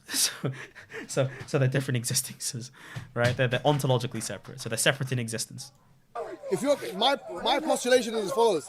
I'm saying that classical theism is incompatible with the Trinity. No, it's not. Read Aquinas, read Augustine, read the Cappadocians. They made it compatible. It's not that deep. It's actually because of divine simplicity that you can actually have the Trinity. Thank you so much for the follow again. Thank you, Kanechi. Compatible with the idea of a loving God. Yes. God doesn't love. Don't say God loves. As a Christian, you pride yourself on the fact that God loves. On divine simplicity, God doesn't love. No, God is love. He does not do the action of love. He simply is love. His love is its existence. So, yeah. Love doesn't exist in God. Love is not even there. This guy who was talking to you before talking about how God has relationship with love. Could you admit now, your God is not a loving God in any real sense? Your God is not. No, in the most real sense, God is really, truly love. So I don't understand how you did that to yourself. A merciful God in any real sense. Cool. Your God is not a willing God in any real sense. Your God is not a powerful God in any real God. All right, time is up. So when it comes, yeah, he really tried to do the whole, and it's like, dude, no, that doesn't really matter. Because what we believe is actually that these divine perfections are truly in God. They truly pre-exist in God unitedly and simply. So it's not just that God, performs these actions of love using this other existent entity that he has to beg to do it, right?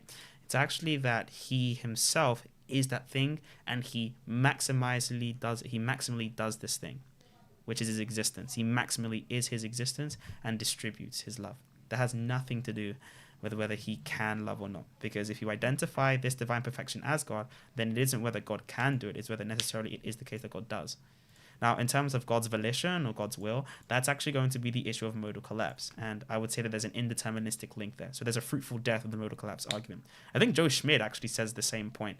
And there's a difference between, I think the actual issue that you should be contending hijab is a providential collapse. To this idea now, we will answer these questions, and that's completely fine. So, when it comes to the attributes as applied to God, given their formal definition, they will simply, as I've said again, relate to God in an eminent way. If love, and you must provide a definition, if love means to will the good for someone else, then God simply needs to will the divine essence for all things that pertain to existence, and thus he has classified as really loving in a real sense. I don't even know what real sense actually means for this guy, but yeah. So that's basically, yeah. If God wills himself for other existence or other agents, then God is truly loving. Because all it just means is to determine the movement of another agent towards the final cause. That's it. So. Again, your terms and notions are vague. And the reason that they are vague is because you're... Oh, what? And the reason that they are vague is because on the part of the divine simplest and the classical theist, they've already said that these formal constitutive definitions can be applied to God in exactly their relation to creatures. God can still be really loving and really merciful, as is simply the justice of God as applied to creatures. Gregory the theologian says the exact same thing. By analogy, right.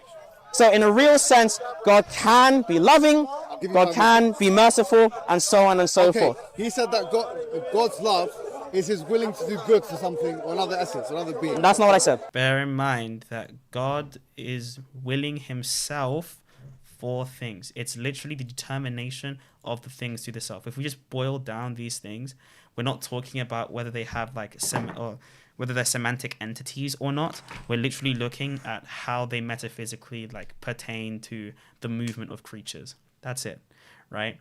Now, again, I can just argue, and I can just like see to the idea that, well, they're going to be a semantic prime of existence. So they both evoke the same semantic context as a type of existence. It's a transcendental. I could just argue that. But for the purposes of charity, I didn't, because it's easier for me to simply just say, hey, that they are going to be one and the same thing in God's movement towards the end. He's willing to do good. He said something, right? Say something like that? Yes. That's not what I said. The point is if God's attribute of love is contingent on his attribute of willing, no problem. That's the view of the Ash'ari. I didn't say that they are contingent. That's false. That's no problem. But the issue is this: you've now affirmed what? The will of God. Exactly. Is that not composite? Look at this. Can you imagine this guy? He's talking about the will of God, will this and that. How can God have will, which is separate from his existence and his absolute existence, and that not be composition? So you want to have your cake and eat it both? Exactly. That's actually not what I argued. But it's composition when we're talking about the power and the knowledge. But when he starts talking about the will, it's not composition. It's definitely composition the same way. Why not? No, it's not. How would you define God's will if it's not something? Yeah, again, I identify God's will as his own understanding. So that's not an issue. The reason why it's not an issue is because I'm identifying it as the same thing in God. Again, basic understanding of divine simplicity, that God is ontologically superior to every partite entity and his partlessness is an index of himself. Therefore, that means that he is identical to each of his attributes. Identical, which implies that each attribute is identical to another one. He is omniscient then, not in virtue of instantiating or exemplifying omniscience, but rather he is literal omniscience itself. Right? He is blessed knowledge itself. Blessed wisdom, as we say. Which is attributed as an ontological status of God. Yeah, something which is separate to this, is the subject of the total of God. Guys, are you guys liking the stream? If you are, make sure you leave a like. There are around 50 people on YouTube. There are around 32 people on TikTok. And there are a bunch of people on Twitch. There's like, Twitch is always the lowest. But I'm going to move to like Kick soon, dude. Like, it's just going to be easier. Is the will of God, is it separate to the total subject or not, as his definition? Of course you can't. I didn't say separate to the total subject. That is a lie, Hijab. You are lying again. I said something that is not the whole. Not separate to the whole, not the whole. If you believe in the divine simplicity, you believe in a God with zero attributes. All right, time's up. Zero actual attributes. So, is that not the case? They only affirm So- God's essence, but not attributes. Now, let me explain very explicitly, right? So, like I was saying before, okay? And as I've been saying this entire time, you tried to give an erroneous notion of will, and you said that actually love is going to be contingent on the will. Now, again, according to the scholastic tradition, will is just going to be the natural appetite towards the final cause. That is literally just going to be God qua being. Now, all we're doing is saying in apply. Someone said you rated this guy 80 in the tier list, right? Yeah, I did. I put him. No, I put him Muhammad Hijab tier. So I put him like S tier, and then I had to move him down because Zakir Naik exists. So then Zakir Naik went on the top, and then Hijab went like below him.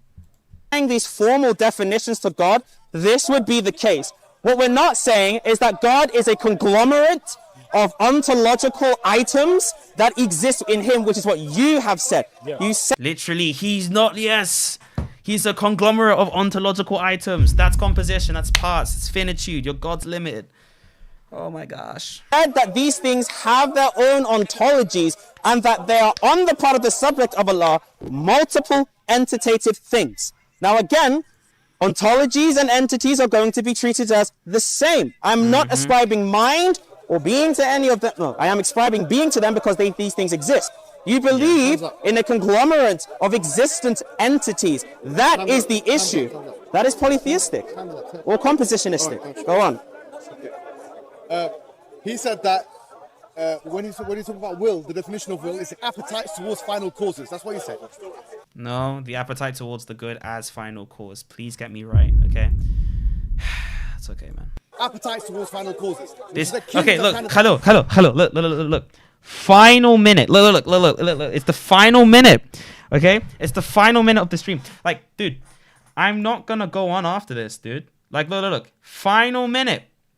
Okay, there were so many blunders that it took me 3 hours to get through 40 minutes, dude. This is the level. Okay, this is at this level. Yeah, at this level, this is what happens. If the trajectory continues as it is, I will go for 5 hours. No, I'm kidding. I feel like after this like 5 or 6 more minutes, stream's done. I think, because that's pretty much it. Emanationism. It's like, for example, God doesn't actually have a choice in the matter. It's like the sun and the rays of the sun. It just happens, which means that when you say that God loves you, he's not choosing to love you. He just happens to love you. It's not that he happens to love me. It's that necessarily, since love is to will the good of another, and good necessarily exists, as God is naturally and necessarily goodness itself, then God necessarily wills himself for creation. Dr. Halil and Danny, how are you doing? How are you, my friend? I'm good. I guess I'm late to the party, but you've been going on a long time. Dude, I've literally been going through the points where he he made up a principle called the principle of separability, like on the spot. He said like it's a logical principle. Yeah, so what he does is he did surgery on the contingency argument, right? It's in one of his writings, right? He changed the problem of composition to the problem of separability. Yeah, so he just did a switcheroo. Because he realized that the Ibn Sina argument that he's built a career on, apologetics career on, backfires against his own view. Right? So this is what we get. This sort of ad hoc. going on. So he literally says it. Oh, by the way, did you see the clip where he says in a sense, like he literally says, yes, absolutely, yes, these things are like things about the subject that are not the whole. Like, did you see that part? Dude, it was insane. Yeah, I did, and this is quite the admission, right? To even say that, like this is quite the admission. Does anyone have the PDF of his Necessary Being book? I thought I had it, but so you can get it like Sapiens Institute, right? You can just go to the books and then you can just like go to his Burhan. Is it the Burhan one? yeah, he calls it Burhan. The Burhan. What does that I don't mean? have it. Burhan means demonstration. You know, like in a philosophical demonstration. Okay, so why does he call it? But it's a free book though. Yeah, I think if you have to like let them harvest your email. Nah, I just got it. All right, send it to me.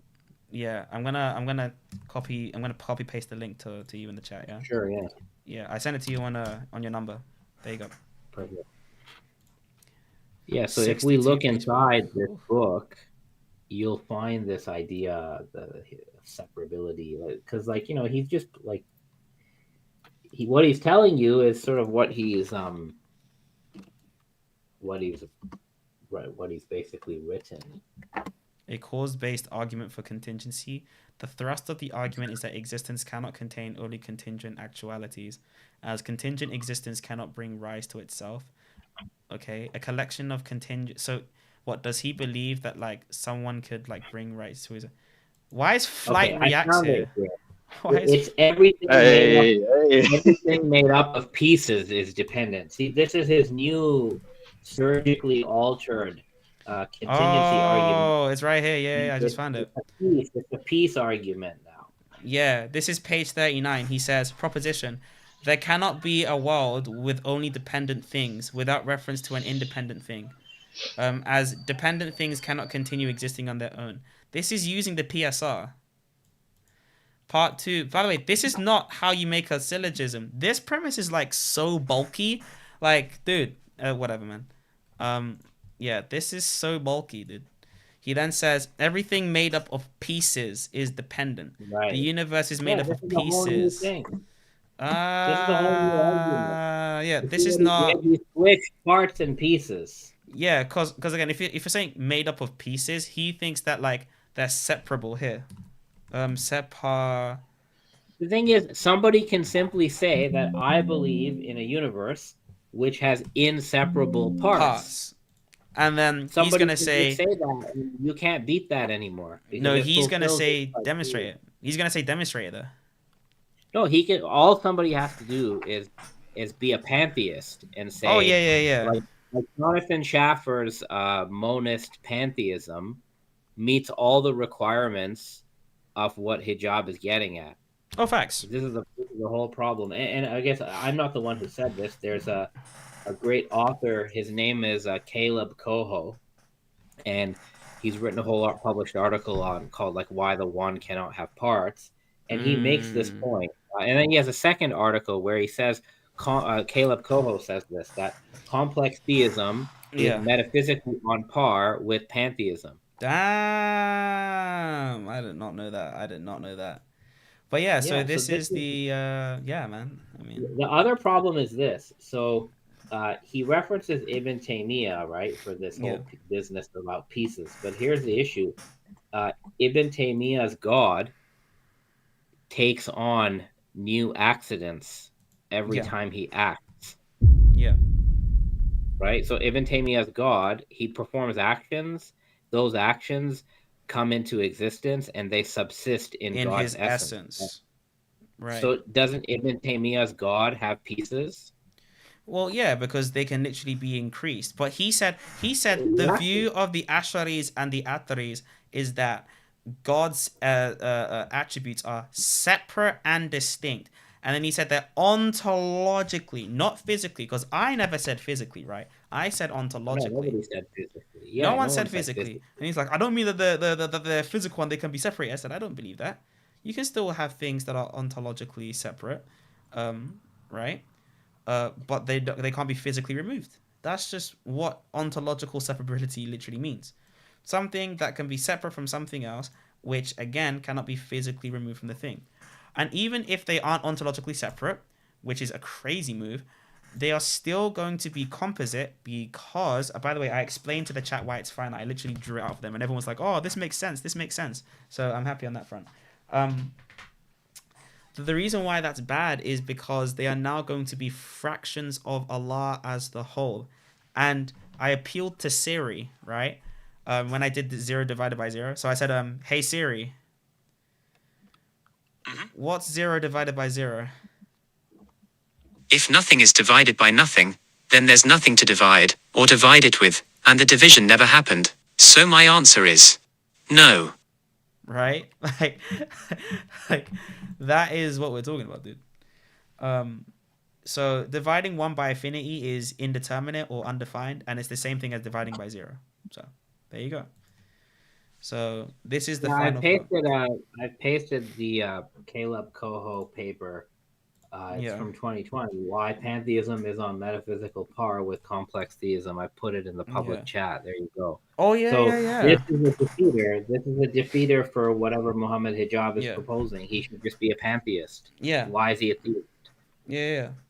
Because they're saying, well, what's the point of saying that they're well, how can you prove pantheism if the whole world is composite? Well, that's the same with anyone. I can simply say that the fundamental constituents of the universe are a bunch of particles that will always stay together. Yeah, and they'll never change. Why can't I just say that? He can't disprove that, right? And the thing is, they can be rearranged, like, but that doesn't really matter, right? Nothing gets created, nothing gets destroyed, right? Yeah. So you don't actually increase or decrease in mass, right? Like, as the universe as is, it doesn't decrease or increase. So no, I mean, many physicalists will believe in something like the core of the universe is a bunch of particles of some sort that don't change. Like, that's just the core of it, right? Everything else is changing, but these things don't change. You can just posit this, and then that's it. It meets all the metaphysical requirements of Muhammad Hijab's God. Which is, like, really bad. But we can continue because we have 2 minutes left and then we're done. As that sun happens to express its rays on me right now. God is like your sun. That sun over there is your God, effectively. That's literally his worst argument. The sun is your God. This is what they do when they get cornered, right? Like, this is the whole plan for them. Yeah. Like, they just start yelling, they get mad. I've seen them do this when somebody challenge a bunch of Atharis on God's feet and hands, and they just start yelling. Like, this is all they're good at. It's very funny. This is very weird. But yeah, you can see how the whole audience is basically like look. This Muslim guy, do you see this guy? This Asian, Rahan, right? If you look at his face here, he's like, Hijab, what are you doing, bro? Stop. He has no will, he has no choice, he has no power, he has no knowledge. That's your God. And I believe you, believe me, this man here, he doesn't believe in that. The Christians don't believe in that nonsense because the Christians believe in a loving God. So they try and push this onto the Christian belief. Actually, they try to push this, like, bro, chill out. Bro. So this is another typical line, right? When you espouse divine simplicity, then he says, and he did this earlier, right? That, so your God doesn't have will, your God doesn't have power. No, so even Muslim Sunni scholars have recognized this, that what is being denied from this position is not God having will or power. What's being denied is that God's power is super added to his essence, right? It's the super addedness of divine attributes that's being denied. And the simple answer to this, this whole objection, this is from somebody like a Sharif Jurjani, who's written a whole commentary on all this stuff. And he says quite clearly that those of us who believe in divine simplicity, when we say God doesn't have a super added attribute, right? So God is knowing through his essence, or God is willing through his essence. What they're saying is that God can do what someone else requires an essence and an attribute to do. by virtue of God's essence alone. So a Yeah. human requires an essence plus the attributes property of doing of X. will, let's say, to actualize a possibility. Like a human needs an essence and an attribute. God only needs his own essence to do the same act. Yeah. That's Now, the simple answer to this objection. to see this objection even further, this is literally the basic Stanford Encyclopedia of Philosophy on Divine Simplicity. This is written by William Vallicella, okay? Yeah, Dude. and it's updated. And it's You updated. can see it. It's Updated So if 2023. Yeah, and if after you do this, search the word Islamic through it. Yeah, it's crazy. Now, if you look at this, right? Basic definition. God is omniscient, then. So God is omniscient, all-knowing. So God has knowledge, not in virtue of instantiating or exemplifying omniscient, but he's omniscient in virtue of being omniscience itself. This is basic divine simplicity. Now, watch this, right? Islamic. DDS is not just represented in classical Christian theology. This is classical Christian theology, but also in Jewish, Greek, and Islamic thought. Okay? Keep going. Go to the next Islamic. Right? Let me say, oh, Islamic Neoplatonism right here. Right? Keep going. Let me go down. Right. Where's that coming from? Oh, an Islamic Neoplatonist, dude. Yeah, keep going. Let me just go down.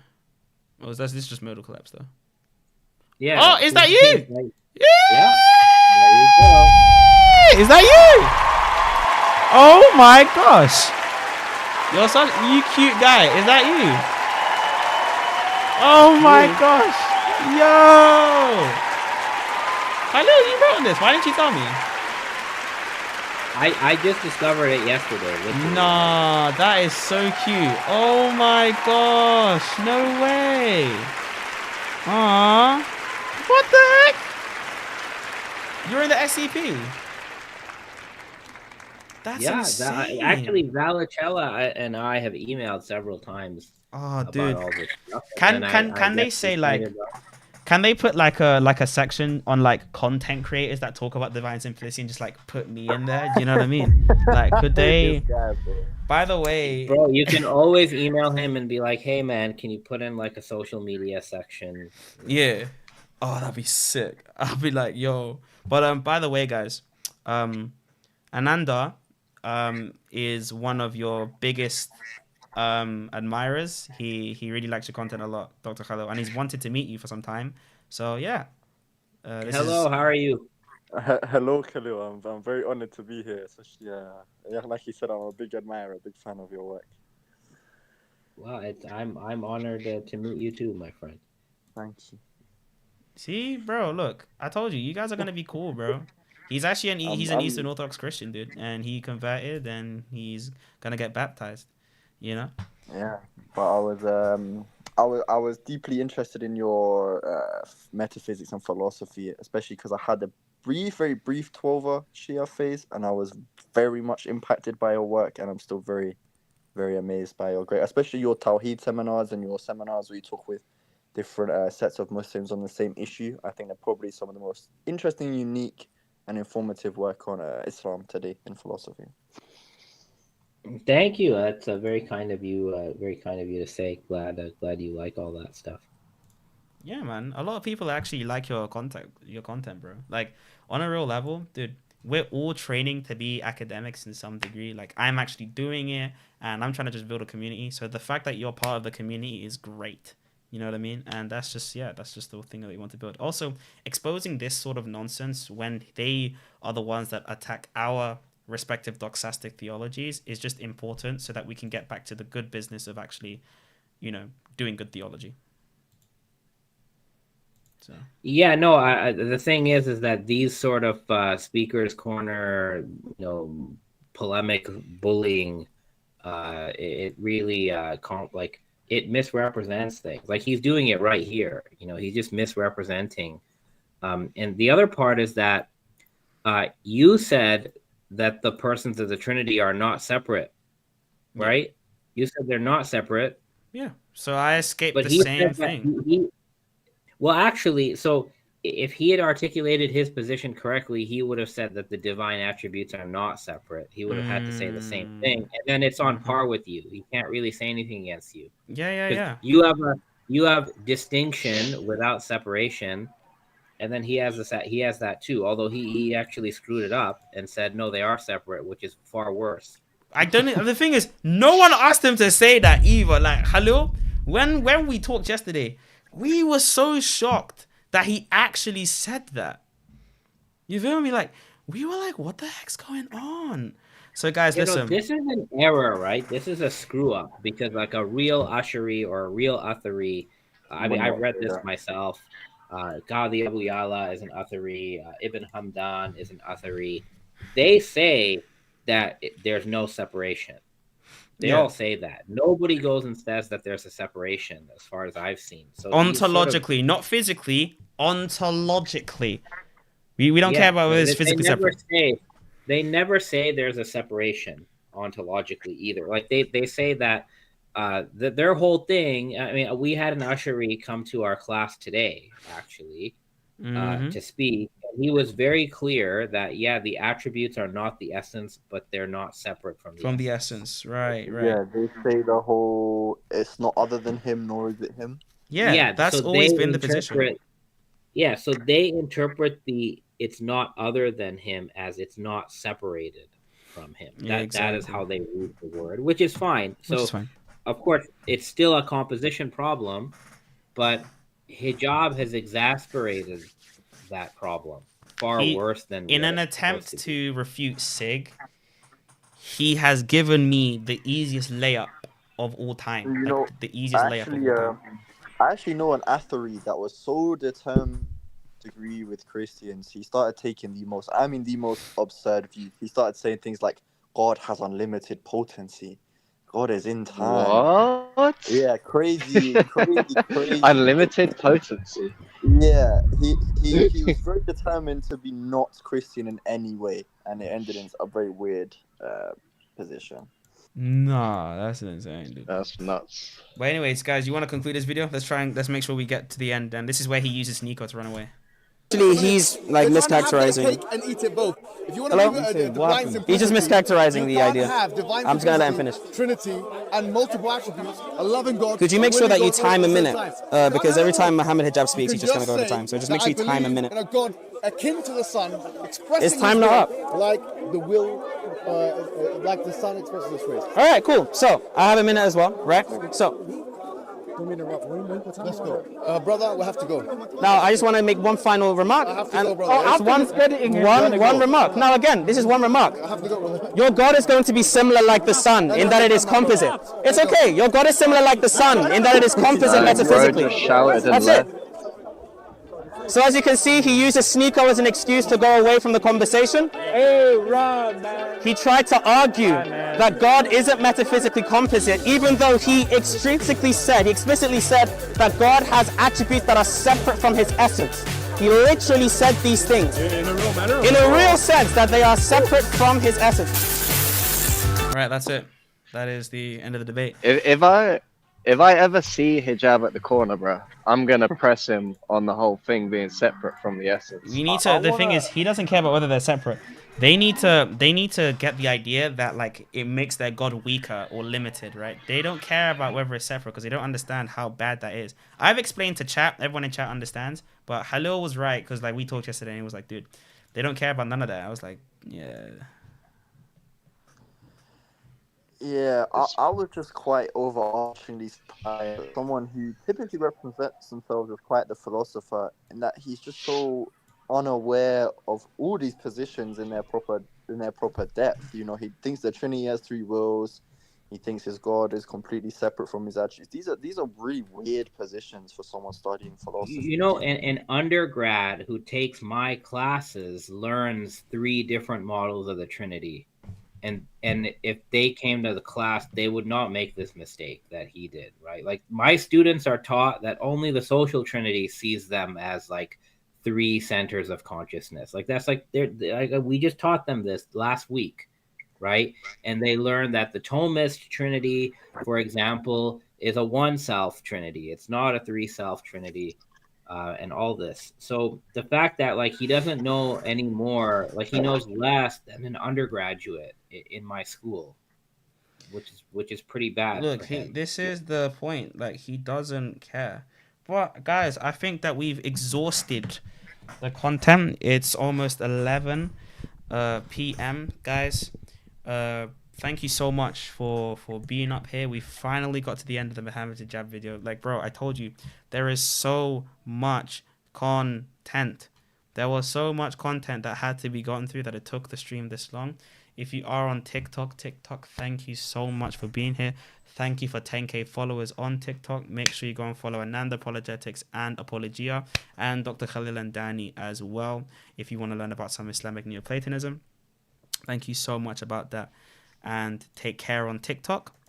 If you are on Twitch, if you are on YouTube, thank you so much. Thank you so much for being here with me, for actually riding with me. We finally hit 3,000 subscribers on YouTube, and we're on the road to 1,000 followers on Twitch.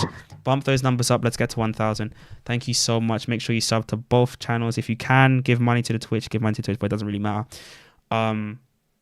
Yeah, man, like, Hijab believes his God is composite, he believes his God is finite, and he believes his God is actually metaphysically dependent. I don't think there's anything else to say, guys. Thank you so much, and literally have a better day than me.